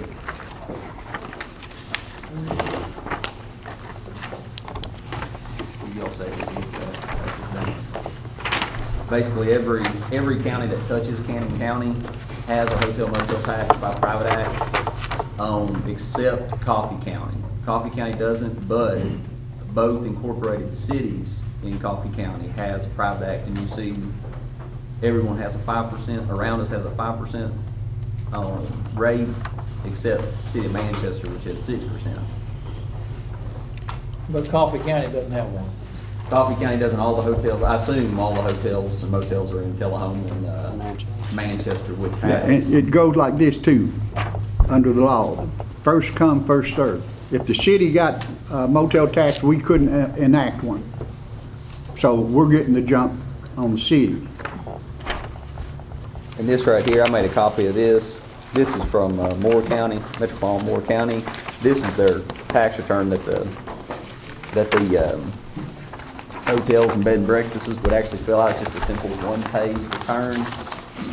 If you notice, Metro Moore County has a 3% instead of a 5%. Theirs, because they're a metropolitan government, they are authorized for a hotel motel tax like Davidson County under general law. And the general law states, currently it states it's at 3% for hotel motel for the metros. I know that both Moore and Davidson advocated to get that amended, that general law amended to 5%, so it would be what everybody else is charging on the private act. But I just wanted you guys to see that, because basically it's just a one-page form, and the motels, bed and breakfast, they actually get a discount, if they get their tax in time with the next month. Is there any questions you guys have on this? Well, with the exception of DeKalb, all these other counties have an interstate running through them and exits at the Holiday Inns, Embassy Suites, or whatever sitting on it, and those people are just, they're just passing through. Warren County don't have an interstate. Warren don't, that's right. 5%, but I'm talking about Coffee, Rutherford, Wilson, DeKalb does. And they're all considerably bigger than we are. They are considerably bigger. I'm not for. Well, is Cannon Inn in the city or in the county? It's in the city. It's in the city. Cannon Inn is. What kind of revenues will it generate? They're all in the city. Just two in the city, Cannon Inn and Adams House over here. On 5%, it'll generate $1,000. A couple $1,000 is what, when Neil went and spoke with the owners of these of the bed and breakfast and the. You're just putting more paperwork on these owners of the bed and breakfast. Got a little an infant industry here of bed and breakfasts to look at our leaves in Cannon County in the fall or do whatever else, and here we are trying to put. Yeah, more. but if I remember correctly, Mark, when Neil was here, he spoke to us and said he went into the businesses and talked to them, and they was all agreeing to do it. So if the businesses is agreeing to do it, then why shouldn't we go along with them? Cannon Inn, I don't think supports it. Cannon Inn I talked to ain't supporting it. I don't know who he talked to. I mean, he may have been talking in general terms, but Every year, the Chamber of Commerce comes up and wants us to fund them for something, and we barely do. And this tax money is going to be going to the chamber, not to the county. Well, with all the needs in the county, why should we take taxpayer fund and fund a private entity? Like The people chamber? that, I don't know that, do you really think that the people in Cannon County go to a motel here in their own county? I'm not talking about the people here in the county. That's what I mean. The people that are passing through this wanting to have a motel, But they got it. We've not got that much in this county for people to pass through. and the people that come to Cannon Inn, they'll spend some money while they're here, and we get the sales tax if they spend it in the county, and if they, I don't think I'll just go taxing. But if we go to other counties, they charge us taxes on that. Well, that's So if they come to our county, why- Well, that's why the should old we argument charge they've them? always had. They do it in other counties, why not us? I wish, That ain't is a good anyone from argument. Cannon Inn Nobody here? likes taxes. Yeah. Nobody likes taxes. Halpern's here. All right, go ahead and, Kevin? But, I gave y'all some negative aspects, what we consider negative aspects of it, but, we get very few tourists there. The statement was made, tourist dollars for tourist activities. We don't get a lot of tourists there. People come there for funerals, for weddings, to visit sick relatives, to do, they have to stay overnight to do business. So we just don't get a lot of tourists, just real tourists there. So it's not gonna help tourist activity very much. What's the rate? What do you get a room for down there at your place, Kevin? It varies, $64 a night, plus tax for a regular room. What's 5% of that? $3 a month. $3, something like that? And then there's a couple of suites, $189 a night, another $99 a night. and we're already taxing them sales tax. Did you say $199? No, one was 99, and one was, 2 suites, one is 89, one was 99. I guess that's where you get the Thanks, massage. The happy ending. Yeah. Hey. Now, you said it went up to $99. The highest room is $99 a month. Okay. That's a. So that's $5. Well, I went on CTAS site and pulled 10 counties. All of them basically the size of Cannon County. The highest population was Polk County, 16,825. The smallest county was Lewis County at 12,161. Out of 10 counties, 6 of them have it. And out of those 6, they all have an interstate, a lake, or a state park. They have something there to draw people to the county. Did you check on the cities in those counties? The CTAS site wouldn't let me go down that If small. Woodbury puts this tax on Cannon Inn, we can't do a thing about it, but I don't want to vote for doing it to them. Okay, I was just doing, you had told me to put this together. For Yeah, that's fine, that's fine. It's another way to generate revenue, but I just, So we're not gonna give them any money? You're not gonna give anything to chamber? No. And I'm a member of the chamber myself, as my business is, Right. and Cannon That's what it sounds to me like. If there's gonna be an increase, if the chamber needs more money, I would feel, and I support the chamber, it should be a shared burden, not just put on a couple of businesses here. that's a good point. I don't feel we ought to take taxpayer money and support a private entity. So why did we give them money in our last Now, budget? y'all did. I didn't. I voted against it. Okay. Is that what we're looking at next time? I have yet to approve a budget.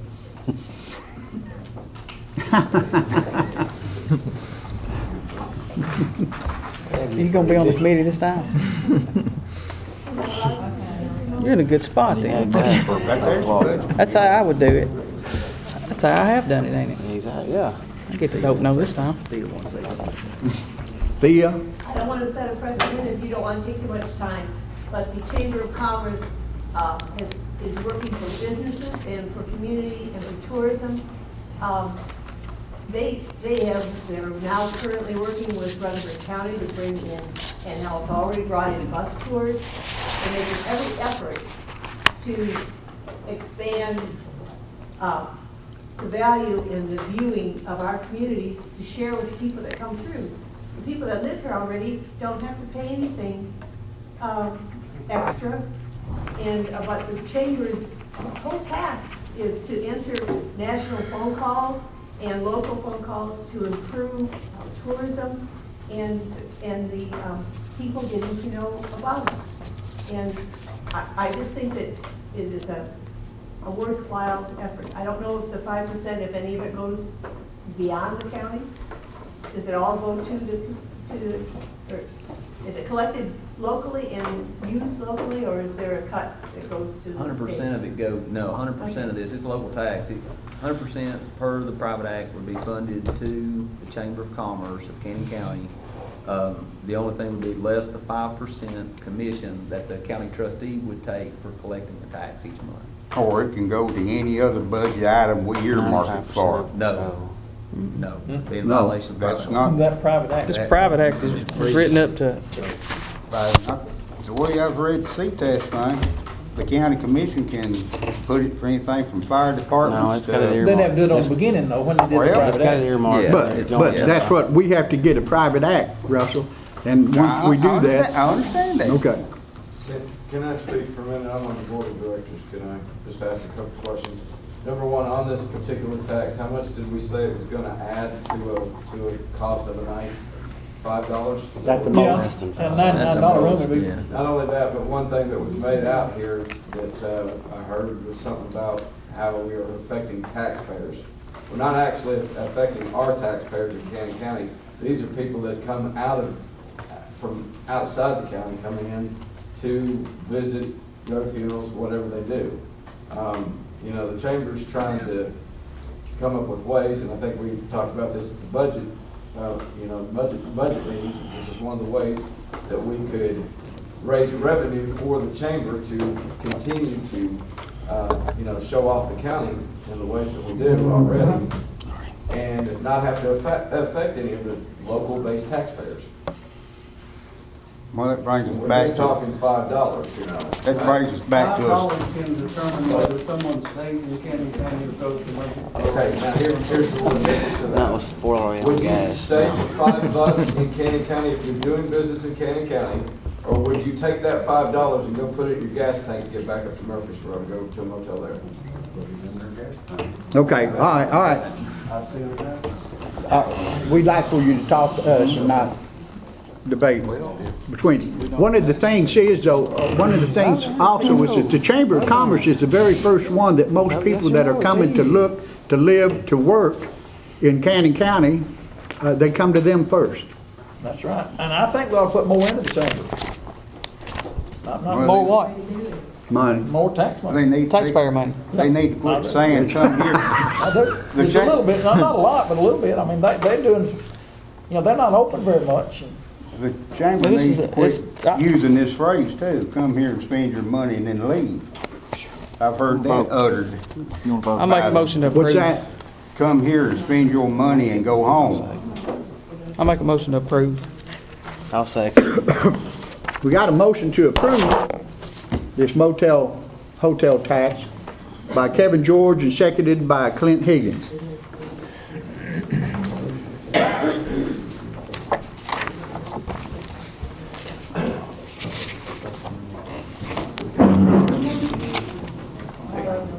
Mark Barker, Yes.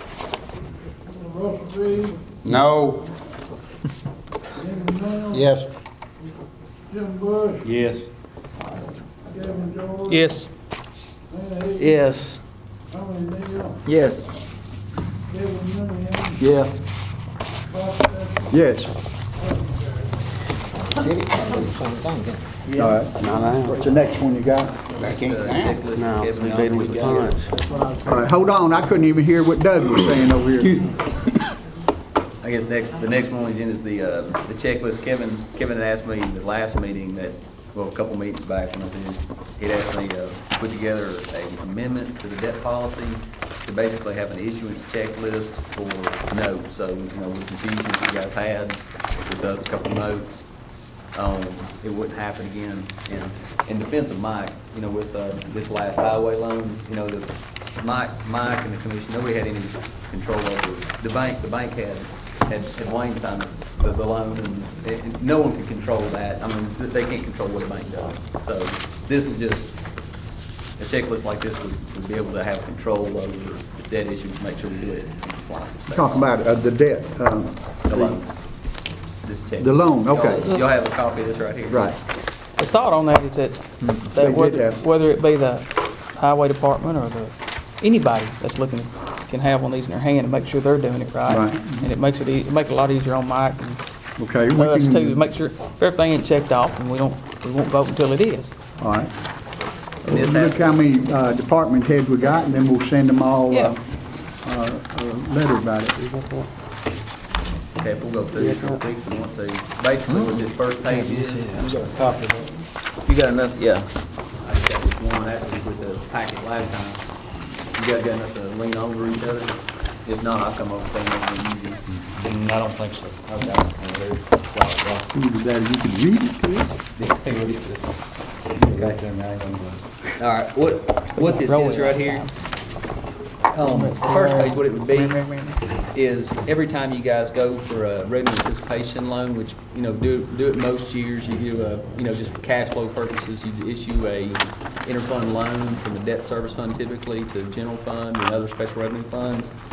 Before you guys would vote on that in the future, basically you would go through this checklist, and basically what the checklist does is it's in compliance with what the state comptroller puts out, says make sure you do these things before you issue a revenue anticipation loan.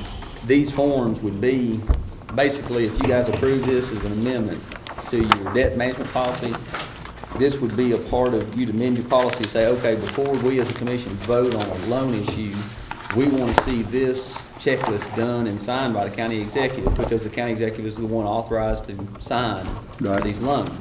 That way it puts him in the driver's seat to make sure these things are done correctly, and you guys have confidence then when you vote on these things that the steps in your debt policy and state law has been followed. For example, it says before you would issue a TRAN, tax anticipation note, say, okay, the most recent annual operating budget guidance letter from the Tennessee Director of State and Local Finance has been reviewed for any update concerning the issuance of revenue anticipation notes. That thing comes out every year from the comptroller. It says before you issue debt, make sure you do this. Monthly cash flow analysis has been performed on the fund receiving the TRAN, the tax anticipation note, and if it's interfund loan on the fund that is issuing this cash flow cash flow analysis by the state comptroller has to be done. So once again, this is just a checklist saying, hey, this stuff's required by law, it's been done. The county attorney has reviewed the resolution and the current county debt management policy prior to the commission voting on the debt issue to ensure compliance with state law and adopted county debt management policy. Once again, it's good just to have your county attorney look at, add a resolution before you guys put it up, like a private act. The county attorney reviewed it. The state form CT-0253 has been filled out and signed by the county mayor, and a copy of the document is included with the approved debt issuance resolution for the county commission's inspection and approval. Once again, they want you guys to vote on those forms anyway. You already know what the issuance cost for that fund, that loan is. It's nothing because it's an interfund loan. You guys can approve the state form when you approve the resolution. And this just goes on as you guys can read. It's just saying, hey, this is a mere checklist to make sure we've dotted our I's. Dotted our I's and crossed our T's. And everything's right with the state before we issue debt. So the second 2 pages is the exact same thing, but it's for a capital outlay note. And there's a few other items there. When you were to issue a note for, like an ambulance. We're talking about an ambulance right now.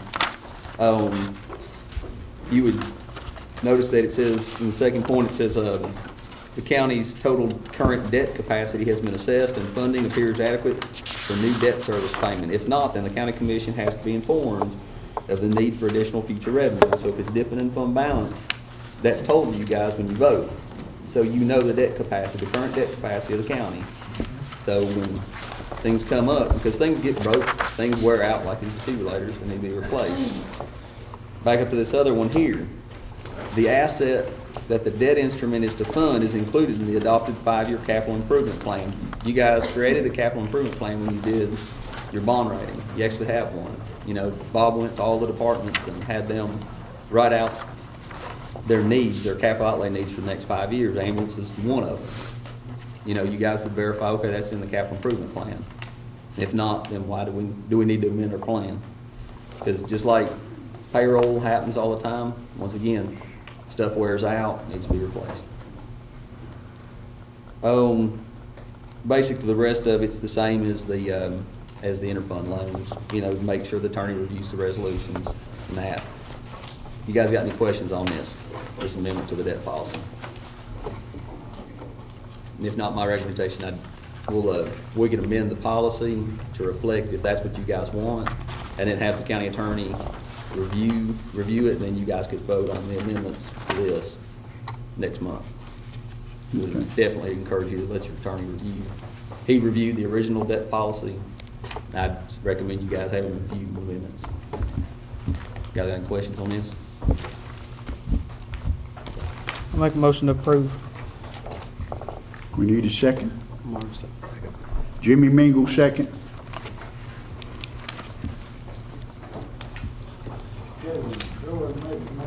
Yes. Yes. Yes. Yes. Yes. Yes. Yes. Yes. Yeah. Yes. All right.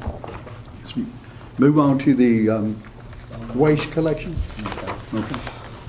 You guys had requested that, well, back a while, the county commission formed the study commission to review the solid waste operations of the county. You guys met as a committee. You requested Kim Maria with CTAS, our solid waste consultant, to come in and work with the committee to review your current operations and offer recommendations for improvements. Does everybody have a copy of this right here? This is Kim's recommendation. You don't? Don't worry.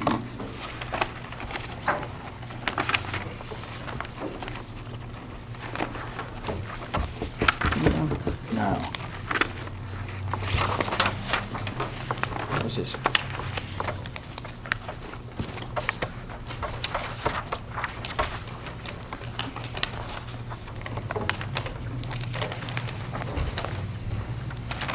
Who doesn't have one? Go ahead. You got one. I got one right here. It's all right. There, you got a copy. I see your copy. Oh, no. We got copies of it, yeah. You got enough copies? You got It's to in lean in? last month's thing. This was in the packet the last time. That's why. I apologize for not making, I just That's assumed okay. it was going to read. Basically, Kim read, she reviewed your operations with the committee, and the committee, or the county commission, you guys asked to come back with something, a summary in writing, saying this is the recommendation, because you guys as a commission need to provide your committee with guidance, what direction do they want to go in with the solid waste operations of the county. So Kim, I called Kim and she put this together for the commission. She has 2 recommendations, and the first base proposal, keep in mind we are a transfer station. You know, it's not a convenience center, it's licensed to be a transfer station. The first option that she'd recommend is option to negotiate financing, permitting, redesign, construction, and operation of a regional solid waste transfer station, recycle center, processing and hauling of municipal solid waste and construction demolition waste to an approved subtitle D landfill. And basically that's Greek for, you know, the dump in Murfreesboro or another one in Smith County or where have you. Basically, you guys would issue a request for proposal to solicit a private contractor to completely run the transfer station on behalf of Cannon County. The contractor would be the one to make major improvements to the site in exchange for use of the transfer station to serve as a collection point for out-of-county waste. If awarded, the successful proposal would provide solid waste collection, hauling, and disposal costs on a free or cost-reduced basis for the term of the ground lease. There's some counties like Lincoln County has this deal, you know, where a private company runs a transfer station in the Fayetteville area, and people dump there, and then, of course, they bring, like Moore County, for example. Moore County brings their trash to Lincoln County, to the transfer station there. From that point, Moore County's garbage goes up from that transfer station to the dump in Murfreesboro. So basically, this transfer station in Fayetteville is just a collection point, and then it goes out. There's pluses and minuses to both of them. The benefits that Kim's outlined is, benefits would be infrastructure developed at no cost to the county, option to segregate commercial and residential traffic for safety improvement. Main thing would be, you would keep citizens away from that hopper. You would have, like when you go to a lot of counties, you go to a convenience center, you've got a dumpster. You know, the citizen can go with his household trash and throw it in the dumpster. They would never go up near that compactor under this scenario. It also has an option to generate a host fee revenue for the county. Basically, because we're the host of the transfer station for a region, we would actually be able to charge other counties on a fee, you know, for bringing in their garbage into our transfer point, and then it goes out to the dump. And county can specify improvements to the residential program waste disposal in the request for proposal. Now the downside of that option, completely outsourcing the solid waste operations. The county would be, site management would be turned over to a private sector. I mean, all that would be run by a for-profit entity. You know, it's gone. County will have to allow collection of out-of-county waste. It will be other counties bringing in their garbage into the, to be compacted and then sent on. Increased heavy truck traffic will require road improvements and potential work with TDOT on the right-of-way. County may not receive large number of proposals for this option, simply because there's several corporations, BFI and them, there's several large players in that field. And you have a need to administer more complex legal contracts with the vendor. You'd have to get an attorney in here that knew how to work with these type of people. That's the downsides. Now, you guys have completely outsourced things in the past on a smaller scale, like medical at the jail. You guys outsourced to a managed care company to take care of the inmates, and I think you went under budget last year. That's the first time you guys went under budget for inmate medical in years, and we actually did.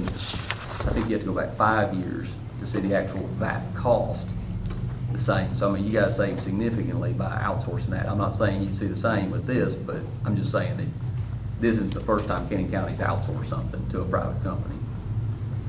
That's the first option. Second option that Kim would be recommending is installation and rental of stationary compactors and C&D waste roll-off, solid waste collection and hauling to a designated Class 1 or Class 3 for, once again, GREET for the dump. This proposal would seek bids for installing and renting the Cannon County industrial standard solid waste equipment like compactors, roll-off, and other solid waste industry receptacles. And the price per load, you bid that out, price per load for hauling of municipal solid waste to a designated landfill and hauling of construction and demolition waste. Because basically right now we're dumping everything in and getting charged household waste, which is more per ton than your demolition. This would actually be separating those revenue streams under both these options.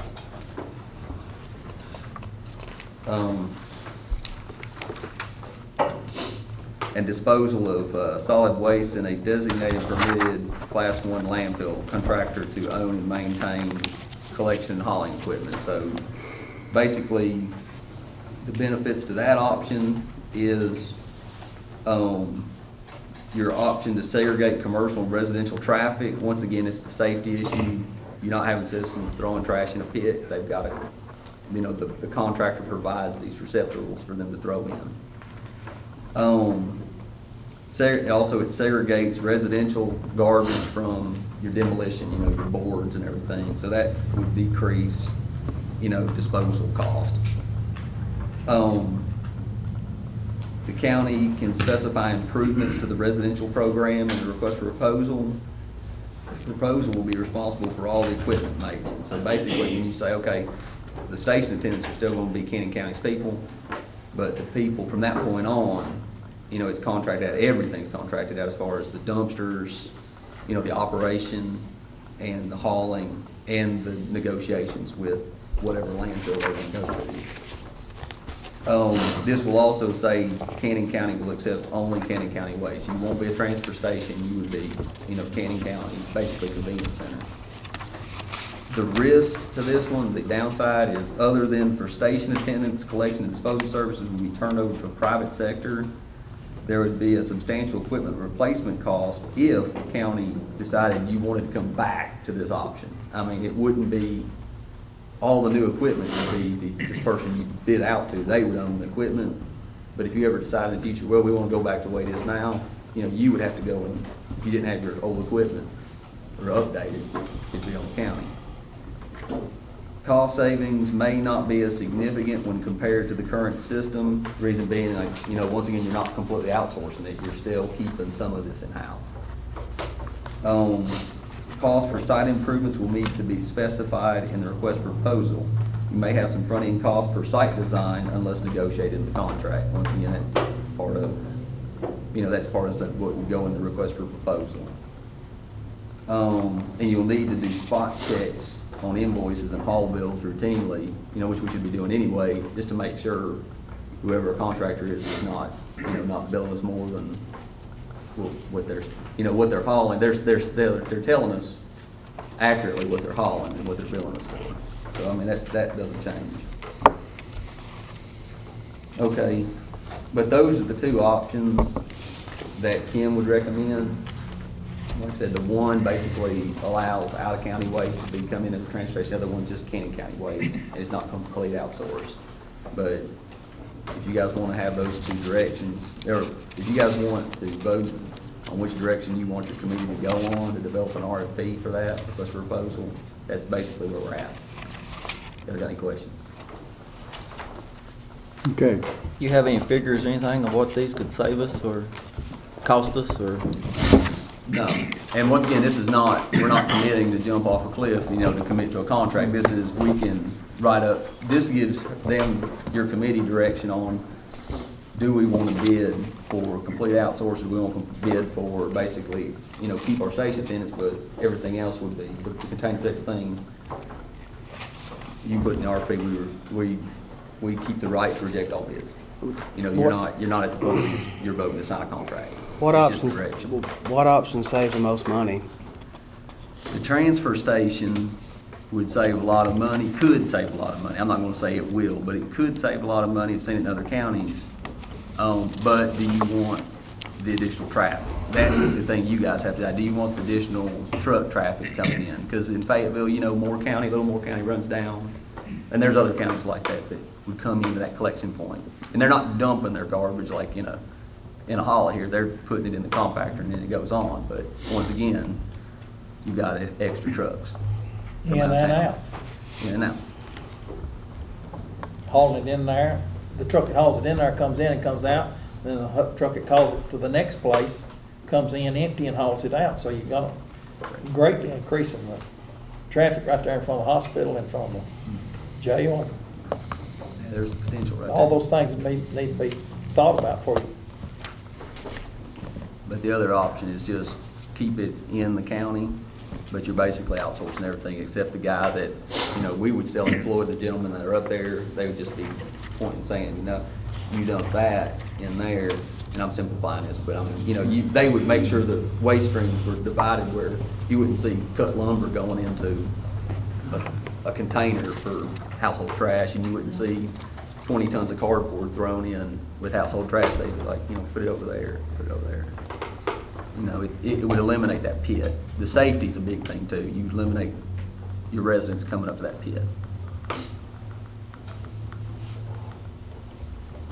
Any more questions?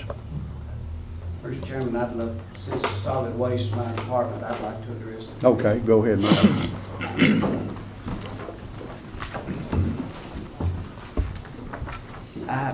When when this started, I was never invited, and this is my department. I don't want it, but it's mine. It's the county executive's, solid waste is the county executive's responsibility. And when this started, I never was invited to any of the meetings.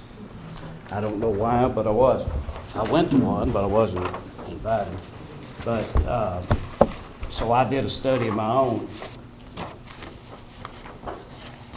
I called the solid waste people at the Upper Cumberland Development District and asked them, you have to compare Cannon County with the 14 Upper Cumberland counties. I think to get an accurate reading.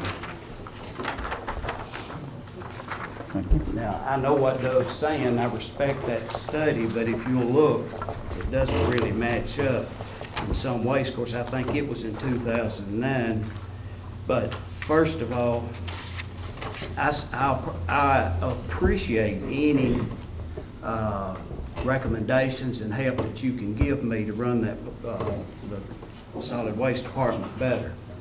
But in the end, it's my decision, according to the county attorney. I was hoping it would be yours and I could turn it over to some of you guys, but I can't. So I'm responsible for it, so it's my decision. Now, I'm not, as long as I'm county executive, I'm not going to allow this to be a destination point for other counties' garbage. I'll tell you right up front.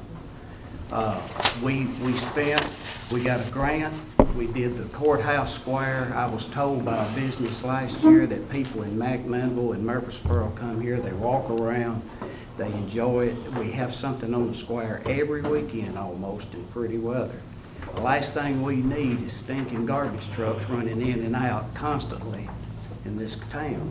Now, and I want to be blunt with you so you'll know where I'm coming from, but I want to be respectful. I do not intend for this to be a designation for out-of-county garbage. And then the second one, it plainly tells you it wouldn't save you any money, basically, for the most part. Now, if you go back to the solid waste fees, look at Warren County. $40 includes transport, but it also includes a surcharge if fuel goes over $3. That's privately contracted out. This all come from the county executives in the Upper Cumberland. I didn't call them, I had them do the study. Cannon County is the cheapest in the Upper Cumberland with the exception of Putnam County. And they got a little better deal because of their size. Now, if you, and go down the figures, Smith County has their own solid waste department, their own landfill. And they still pay $33. Solid waste department pays Smith County, pays their own county $33 to put solid waste there. DeKalb County has their own landfill. They don't charge the solid waste department, but he told me, whatever you do, never open the landfill because he's trying to close it and it costs more to close it than it does to open it. So we don't want a landfill, that's for sure. We've got the best deal in the Upper Cumberland, in my opinion. I recently, or some time ago, I renegotiated our contract with BFI, which is not BFI now, I think it's Allied Waste. And our new renegotiated contract went down $6 a ton.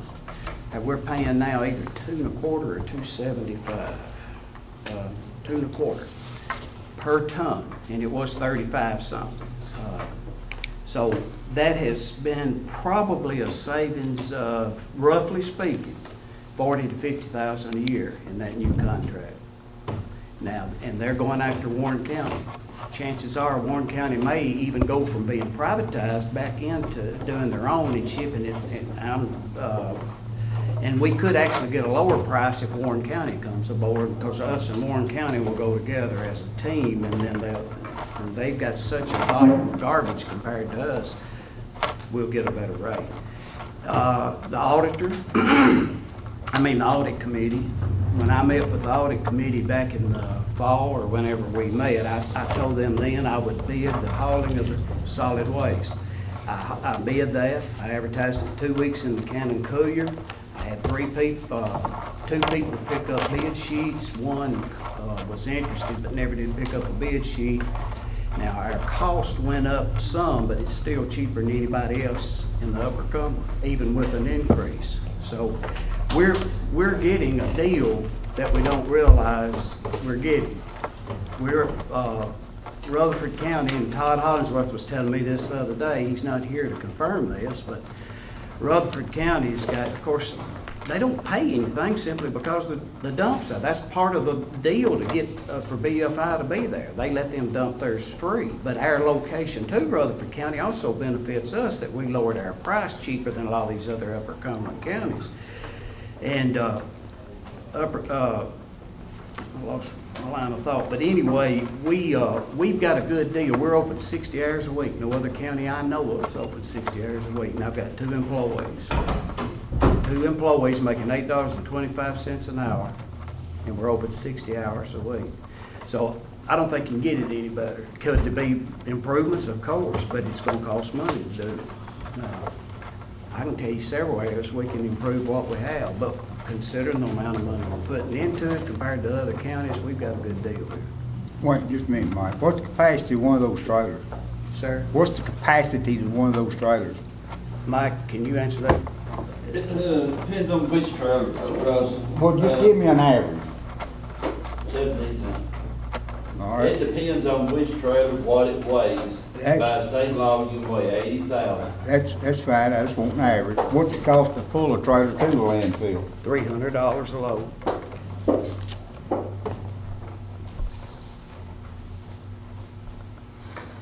And I sent,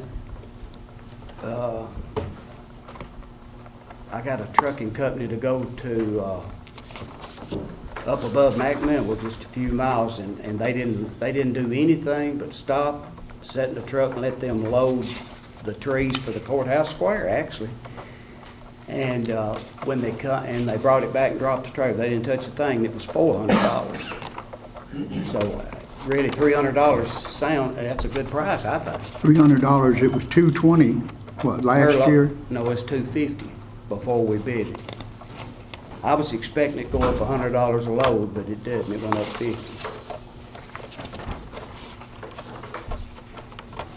And you said that you had a bid on, what'd you say you had a bid on? Had a bid on? Yeah. Now, you ran a bid, you said you ran for two weeks on the bid. That's where Mike was put in for it. Was it only in Cannon County that you took the bids? That's where we always run it. Yeah. That's the way it's always been done. That's where you ran it. It's always been Cannon County? Yeah, and I only had to run it 1 week. I run it 2. And, Yeah. And What I was also run it by the county attorney and the auditor to get their approval before I run it. Could you tell us how long this is for, the contracts and? 3 years with the option if both sides agree. If Carly wrote it up for me. 3 years, I think, with the option. We don't have the contract. He's actually completing it now. 3 years with the option of a 2-year renewal if both sides agree. And that's one of the things that I had heard that, and I checked up a little bit. Evidently, without our approval, you can only go a bid for 1 year at a time. You can only approve a bid like that for 1 year at a time. If you go over 1 year, then it comes down to us giving approval for it. I'm not sure about that. I don't know. Well, you may be right, you may not. I don't know. All I know is the audit committee and the auditor and some of the commissioners wanted me to bid it. I bid it. I don't know what as a solid waste director, basically. I've got it here. In all this mess, Mike, I apologize for not being able to just get it straight up there. But you got the law, and the law says that if it goes over 1 year, then it has to be approved by the county commission. Now, what was the contract amount for? How much per year? Which one? The current bid you've got now. How much is it? For hauling? Yes. $300 a load. My thinking is we already own the trailers right now, correct? We own all the equipment, right? So all we're lacking is an employee to drive it and the tractor. Yeah, but you got $2 million worth of liability insurance. You got somebody there. I mean, is that backup drivers. Has that been factored in as an option Oh, yeah. to see what I mean, has the cost been looked at? Yeah. And how, I mean, Somebody that's trained, plus a backup driver that's trained on duty every day, even Wednesday, because sometimes you have to switch trailers on. It doesn't even come close if you hire people to do it. You've nearly got to put it out to a private hauler. Well, yeah, Mike, I agree with you on that. And I'm not saying that Mike hadn't given us the best deal as far as that goes. But what I am saying is that we have to protect ourselves and, you know, especially from the state or anybody else, that the bid can only go from you for 1 year at a time. That's news to me. I don't know. I'm not arguing the point. I really don't know. All I know is BFI agreed to a 6-year, $6 a ton decrease. We've pleased the auditors by bidding the hauling. You know, if you want to approve it, that's fine. I don't know, Bob. I can't say. I know other departments have let bids and y'all haven't approved them, but now maybe they should have. I don't know. Well, you know, the more that these men right here, I'll tell you straight out that I'm proud to be associated with you because you've always held up to your own, your beliefs and everything, and you haven't swayed from it, and you're trying to do something for the county at all times. Especially you three on the end, you know, trying to save them money all the time. But anyway, I'm proud to be with you. But the more and more we go, Mike, the more and more we're learning. You know, some of the stuff that we have learned and you're learning is something that's never been brought up before. But now that it comes to light, once you've read it, you can't unread it. It's like saying something, you can't unsay it. Let me speak to the auditor about it and see, you know, I'll get back with you. If it needs to be run before y'all, we'll do it. Yeah. I just don't, you know, I know it's had, there's been cases it's happened before in other departments and it never was written. Oh, I'm sure, I'm sure. Let me get with them. I've got another meeting that I'm gonna have to attend, and there's a couple of things that I need for y'all to clear up before I leave. So if I could, I'd need to be, I need to talk to you about some other matters. Go ahead. Why are you there? Here, I'll tell him. Go ahead, Mike. I'm sorry. You do. This deal with the highway department, Wayne's still here, we have to totally redo that. That has to totally be redone. So Diane is prepared, and we have to go back through the comptroller and send them a resolution and redo it. Now, the track, it's already done, it's bought, it's borrowed, but we have to redo the loan and everything, according to Mary Margaret Carter. Right. So that's the resolution that I need y'all to pass today, so according to Corley, so I can send that to the comptroller's office Tuesday. Monday's a holiday. And we'll get this matter cleared up. Now, this one for the ambulance. This is for an ambulance. Oh, I'm sorry. I got it wrong. Well, let's do the ambulance first. I thought I had the wrong. Okay, let's go. Let's change gears. All right. So we're gonna have. This is what I was talking about. Where we've had to go. We got a back. $15,000 grant on this. We have to have this approved today, or we're going to lose our $15,000 grant. That's where the budget committee and the commission approved buying a new ambulance, along with the $15,000. Right. That's. I'm sorry. I looked at it wrong. I'll ask that you consider that. Well, let's take it one time then. Who's gonna make a motion on this? And this is paid out of debt services, right? Pardon me? This is paid out of debt We services? already advertised. I think First National got the bid on the loan. I can't remember off the top of my head. It's really low rate, and it's to be. Yeah. We got a loan for 2.18. How much? Which one after the cars? Yeah. 2.18, wasn't it? They were the low bidder on the rate, and it's a 3-year payback out of debt service. Daryl, do you remember when we bought the cars back, approved it? Do you remember what the loan rate was or interest rate was on those loans? Do you remember off the top of your head? It was First National also. Yeah. I think they were. I don't remember. It was First National. First American, I mean, First Bank. No, First National got it. They beat First, yeah, First National got it. First Bank got The one. first time we did, the second time, First National got one because Well, We did anyway, one for the fire truck. all That's three right, of them fire bid truck on it, cars. and that's the low rate. Plus the state loan pool bid on it. That's the low rate. For the ambulance, they paid back three equally, the three amounts equal for 3 years, including interest. 15,000 grant from USDA, so it's, what's that, 75 sold, so about a $90,000 package or so. I need approval of that today so I can get the grant. I'll make a motion. It's debt services, yeah, we did. who's second? Yeah, I'll second. Tony Neal seconded. Mark Barker. Yes. Russell Reed. Yes. Jim Emmanuel. Yes.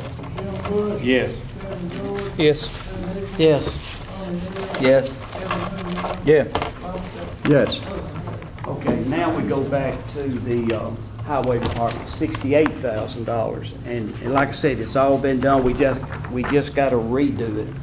And that's where I wasn't aware of it and didn't ask for permission to borrow the money, and it just kind of a mix-up. But this will correct it with the comptroller's office. And then Tim Spry, I think, was the First National Bank was the low bidder on this one as well, and he's going to rewrite the loan. I'll give you one. Yes, sir. It's 68,000. I need your approval to redo this. What That's is, for the what's, tractor they bought, right? Was it John Deere, 64 or Tim's price something? signed it right here. what's the difference in this one? We approved one already, didn't we? Yes. This is the one we approved. Got to but- reapprove it. This is the one that caused all the I understand that, problems. but I mean, is there something different about the one that we approved in this one? No, it's not about that. It's just that you're following the steps that the comptroller wants you to do. Like Doug had talked to you about this It's the same thing. debt policy amendment. Okay, Should be exactly the same thing, Kevin. we've already I approved. move we approve it. This is the one where they let Wayne sign the note rather than you, Yeah. right? Yeah, And we didn't have prior approval to loan it. Wayne, don't be signing no more notes. Yes. Russell Reed, Yes.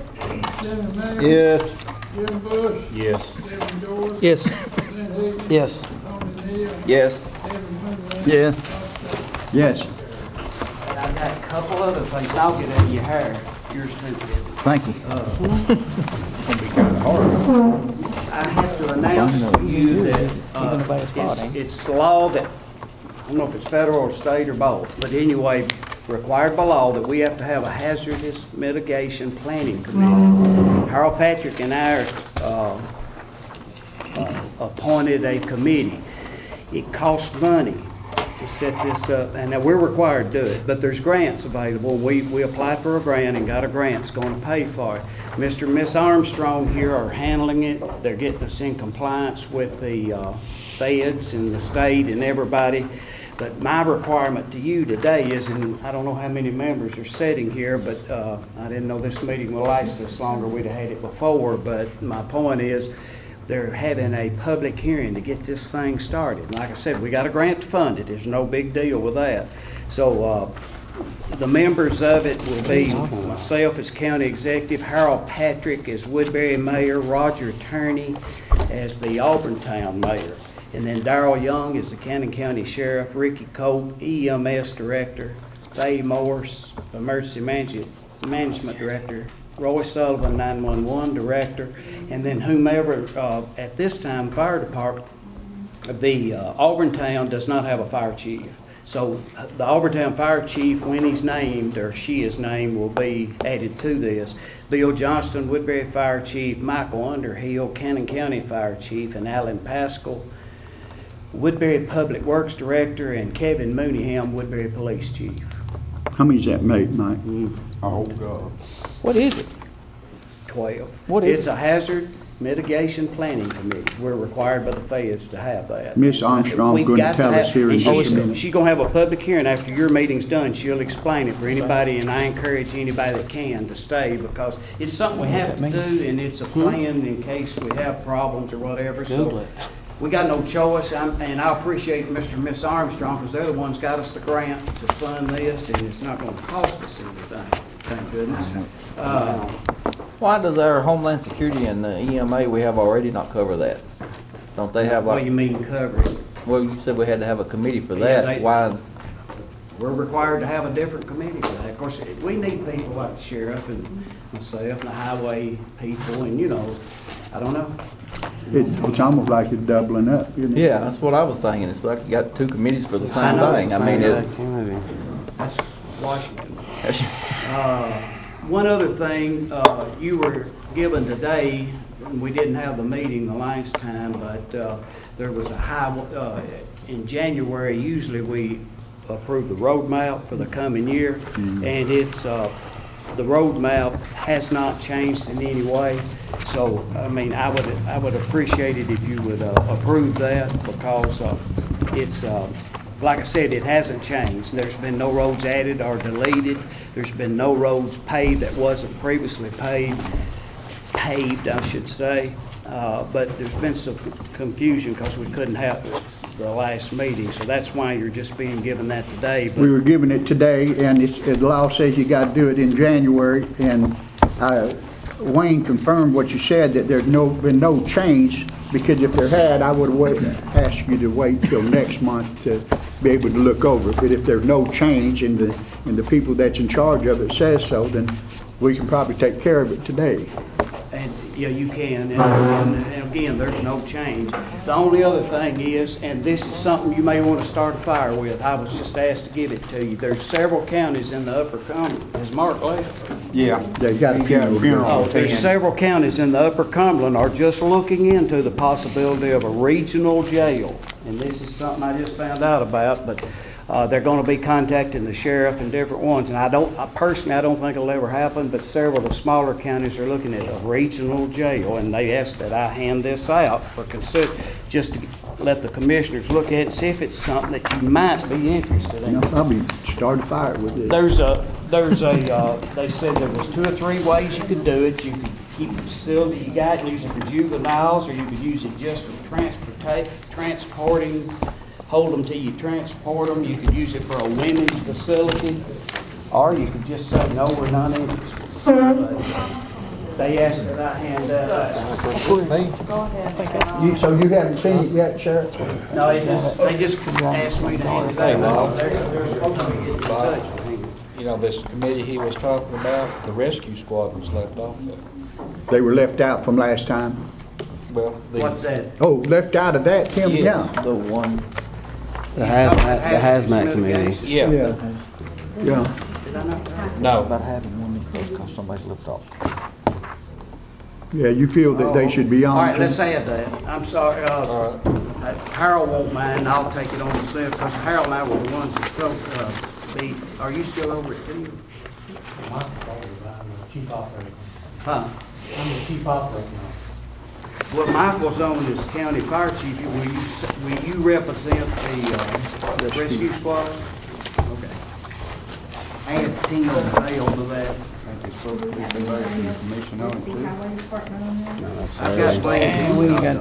We ain't got no say in nothing. Why you got? Not according to We not name you? Can't mind. I said it, didn't I don't know how we forgot. I won't ask him about that car so bad. Let's add Wayne Hancock car? as well. I was thinking I had him on The one that he there, was but driving the barrel in the last one. Yeah. I'm dying to ask him who put it in there. I was thinking I had Wayne on there. How did Nichols have the authority to give that to? That's all I have. Yeah.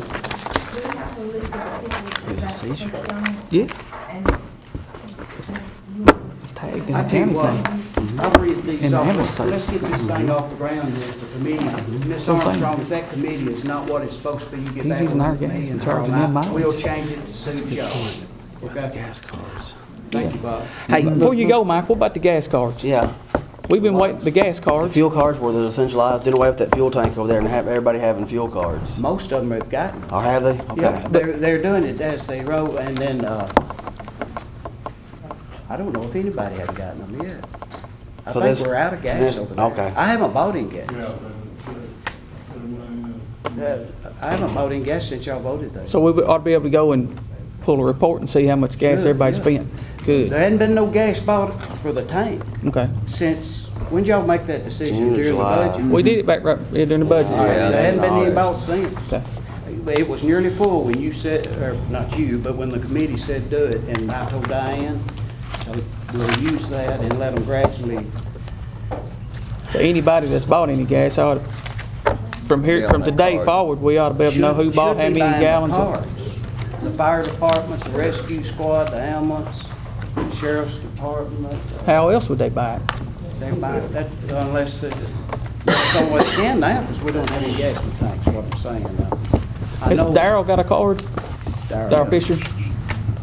I don't know. Or is he, do we have an account at the co-op where people can go in there and charge it to the county? None unless they got a card. Supposed, oh, you talking about gas? Yeah. Supposed to have a card. They gotta have a card. Mhm. Okay. Supposed to have. Where they can get it, emergency anyway, where they can get it 24/7.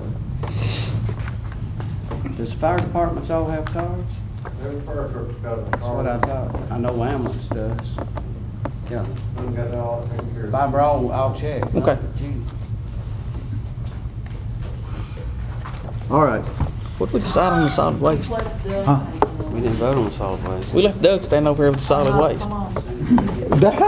Oh, He said he needed to vote, so I was just deferring to him. You guys have any direction on this committee, for this committee that you guys? Well, I think the biggest thing is dollar figures. That's what it all boils down to. Is there any way she can't get dollar figures without putting out the RFP, can she?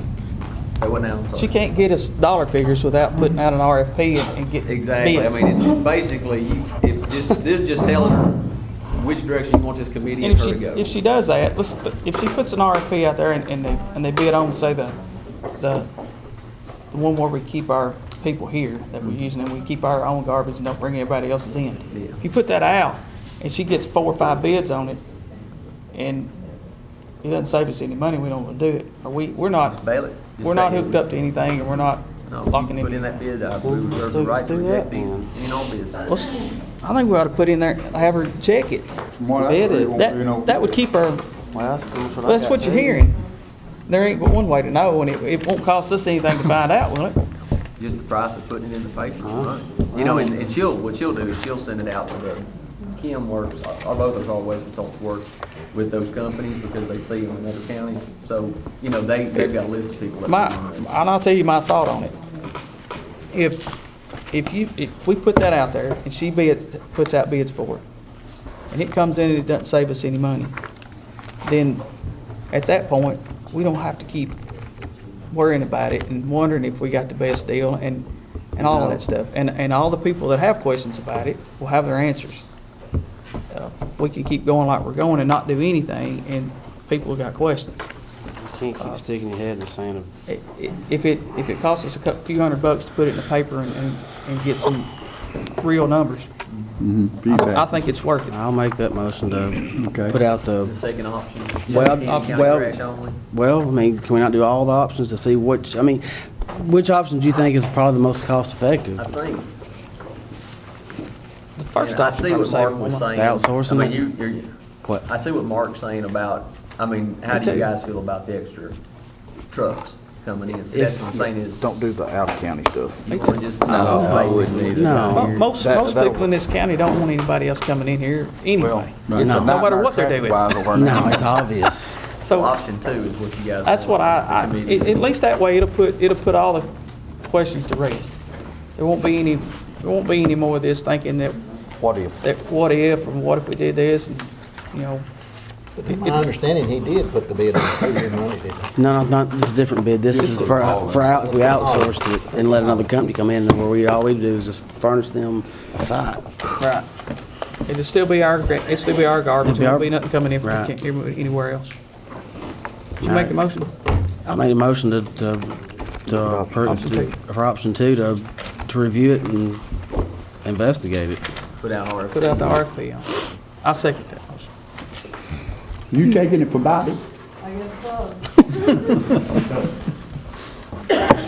Russell Reed, Yeah.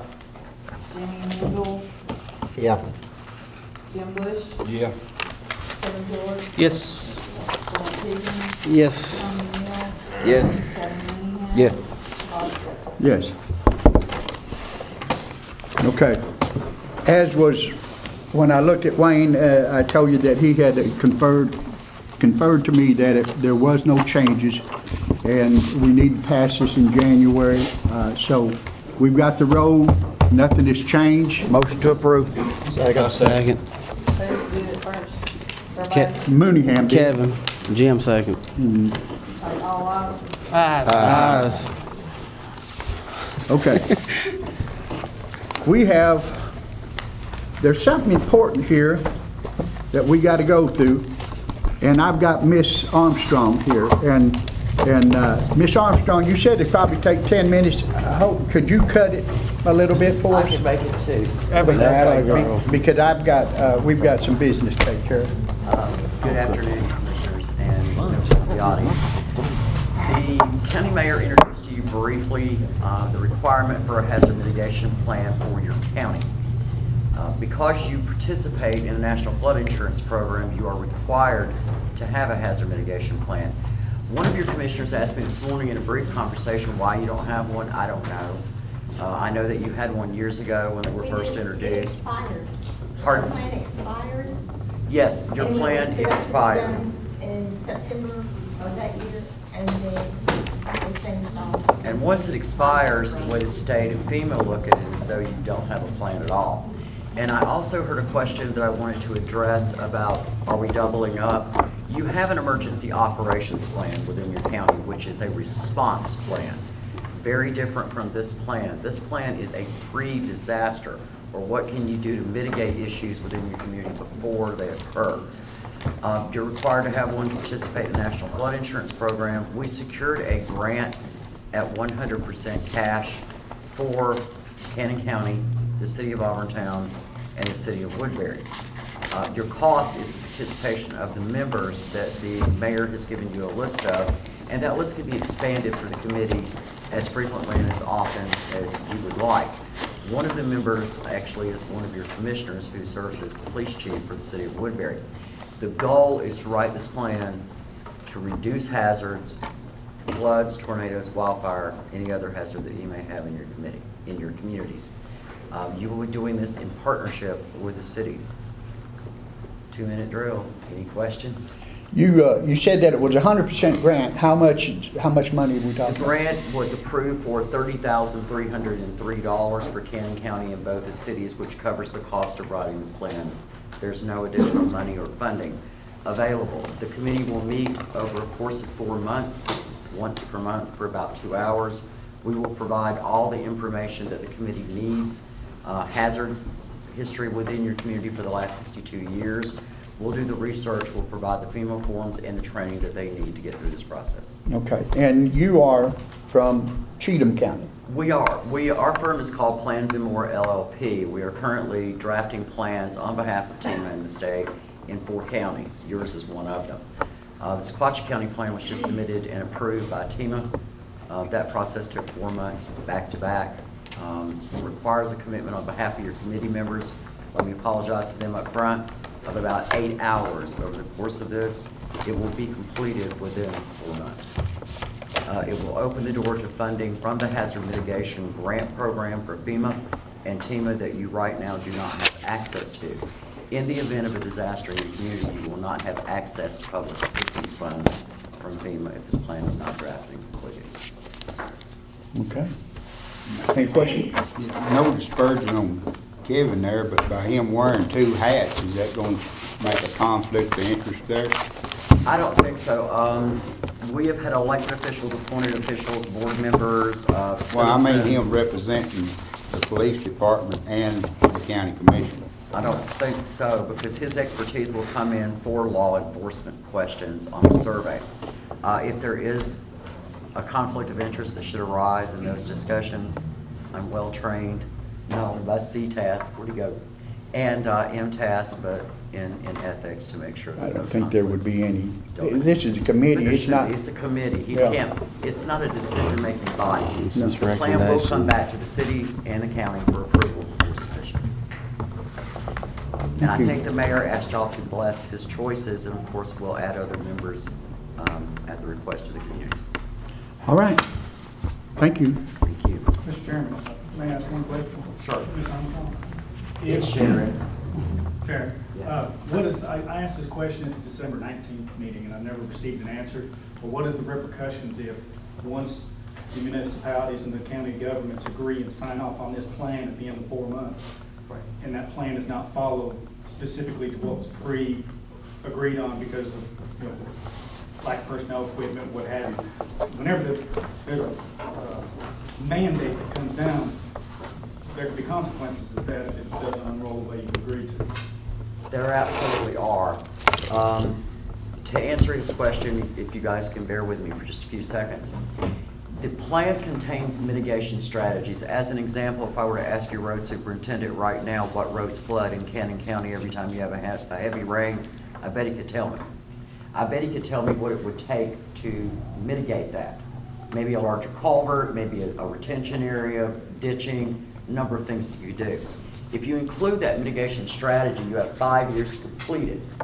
The repercussion from that, if you don't complete it within 5 years, when you do your plan update 5 years from now, it will carry over or you will remove it.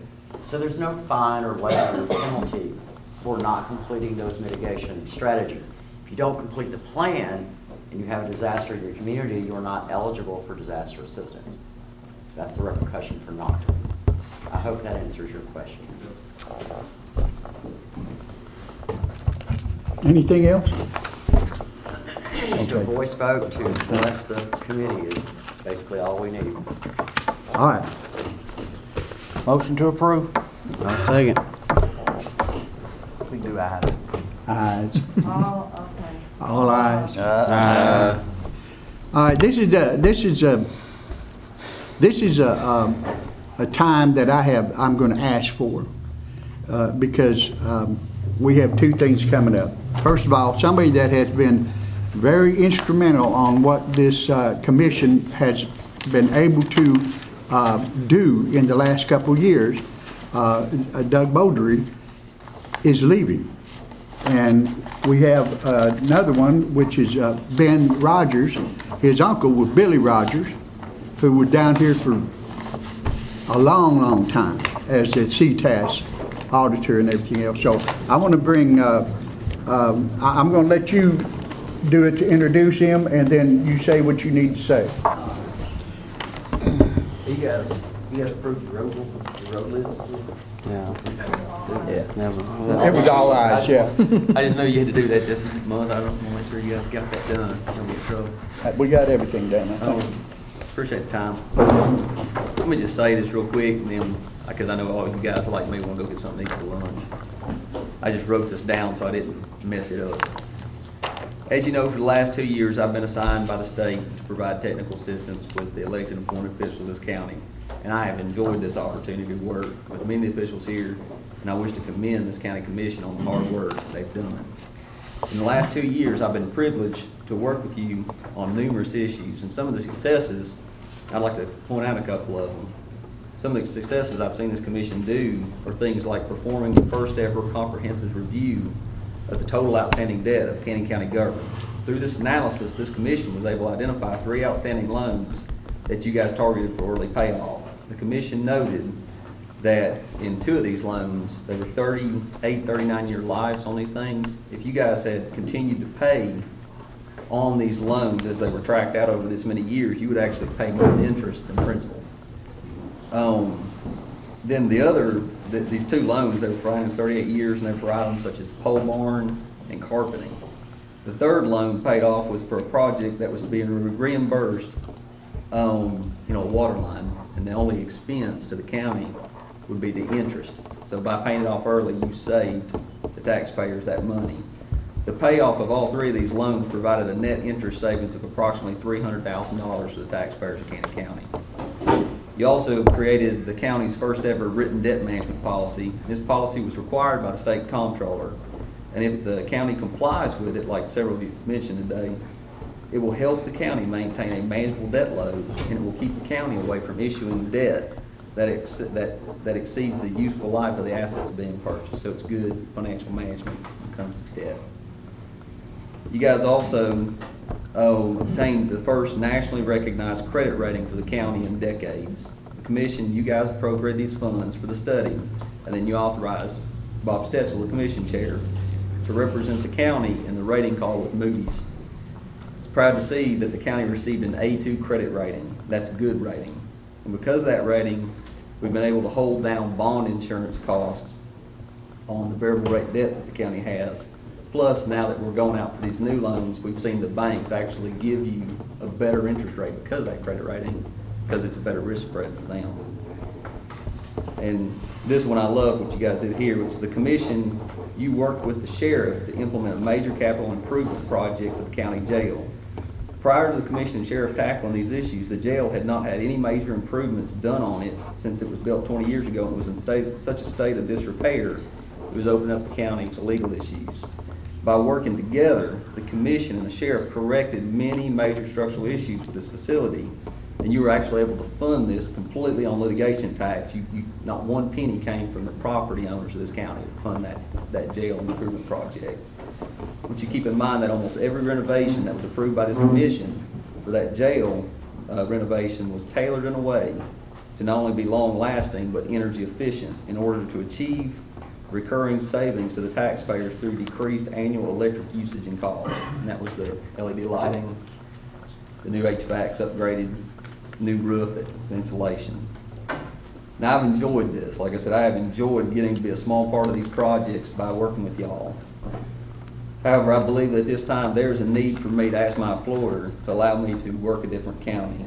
At this time, it was brought to my attention by numerous people in Nashville, and I hate that he left, that the Cannon County Executive Mike Gannon has undertaken calling multiple state departments, association directors, and state officials to spread a rumor that I'm using my position to set up myself for a run against him for the Cannon County Exec's office next year. Mr. Gannon has spread this false rumor to the point that I'm getting calls from the media about this. Because of the public nature of his accusations, I feel it necessary that I publicly address this issue. I am not interested in running for office in this county. Not only am I not interested in running, and I am not running for county executive, it would be impossible for me to run for county executive's office next year because this year I'm in the process of purchasing land in Rutherford County and building a house. I won't even be a resident of Cannon County this time next year, hopefully. And I say hopefully, I say I'm hoping to get my house built. I love this place, but I got some land over there.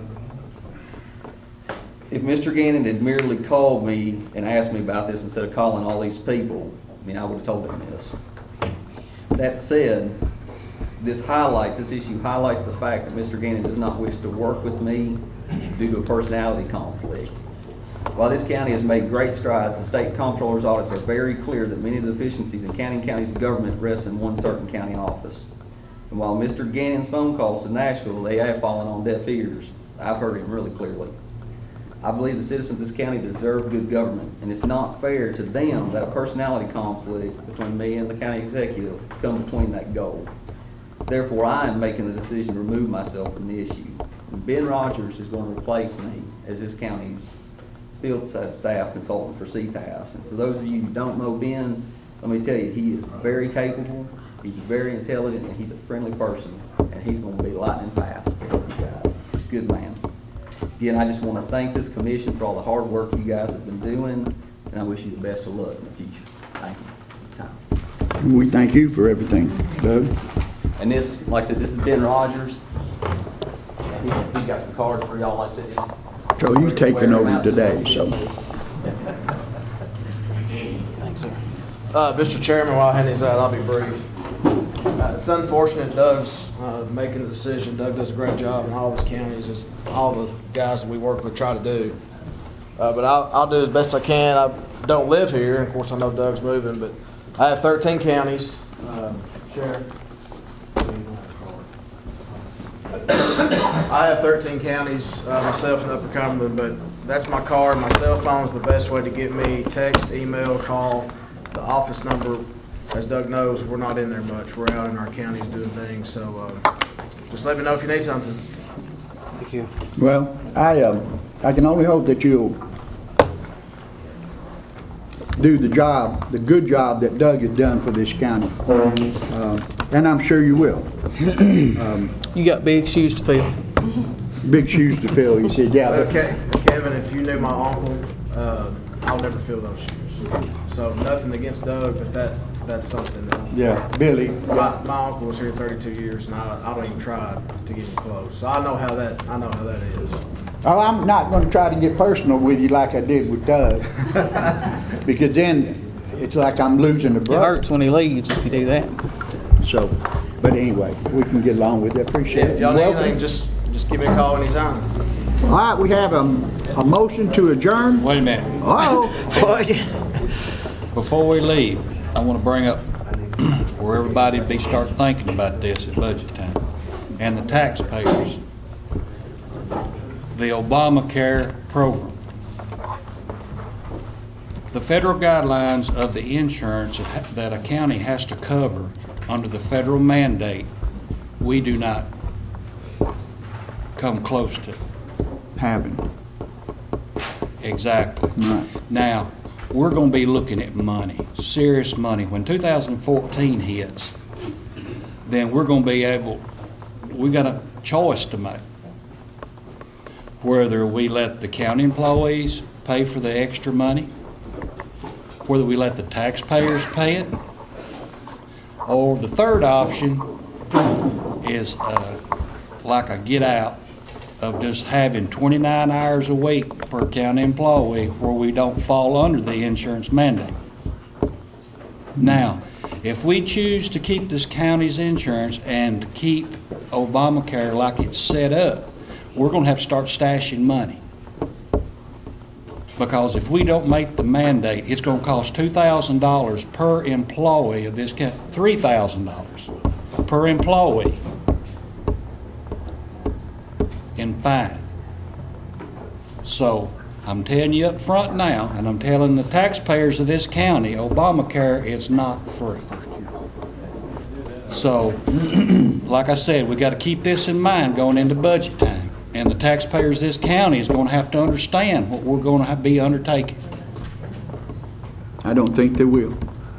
But I just want to put that out there and let everybody start thinking about this. Well, we don't have a choice. That's what was forced on We can get Joe Carter to take care of it for me. No Make it done. Obamacare. So I make a motion that we adjourn. Wait a minute. I think Darryl got something. Don't adjourn. Yeah, like that's something y'all need to do. Well, now what do you want now? Now listen to me. This concerns everybody. TCI has called. I have to have a committee for this CCA partnership. CCP there. I'm sorry, CCP partnership. You just got your alphabets in order. Really. But what I thought about doing, instead of putting all of it in the middle of it, because I know some of you ain't gonna want to do it, let the law enforcement committee be the one on this committee for TCI at this point. That's fine. But it has to be approved by all the commissioners. Well, then let's make a motion. Motion to approve. Second. All in favor? Aye. One more thing. Right Mark now's your the time you calendars want to get till something done to be February here. the 6th, either here at the courtroom or at the training trailer. I don't know where the courthouse is available or not, but one of the two. At 5 p.m., TCI wants to come up here and meet with either this law enforcement committee or all of the commissioners that can be there. What February time? the 6th at 5 o'clock. This is On Bob Teams. Bass. Yeah. Bob Bass. February the 6th. Courthouse or where? Or at the jail at the training trailer, either one. I don't know whether the What courthouse is time? available or not. 5 o'clock. What is the 6th? So it's Tuesday. And what day? Okay. Should be a Tuesday. It's on a Wednesday, he said. I'm sorry, but It's that's the church date that night. they're available. Wednesday. And because they got training in Rutherford County and that night's available for them. How long do you think it would last? Now. 3 hours. He's talking 30 to 45 minutes. Okay. If we're lucky. If Still make it to church. If you ain't, you still have to go to church. Pray hard to go your way. But You heathen. to keep it in the loop, I need y'all's approval on the law enforcement committee. I can make them bid for me. We did. We already approved that. Been done it. You wouldn't miss it. Went to sleep somewhere before You night. blinked right there and we done it. Really. Yeah, is that quick? You hiccup. Motion to adjourn. Second. All in favor? And thank you for all your time. Get up and get moving quick. We should be able to start out with a clean list next week, next month. Put me on it right quick. I had something else, but I thought I'd wait. It's Probably good, they were getting tired. I want to talk about the,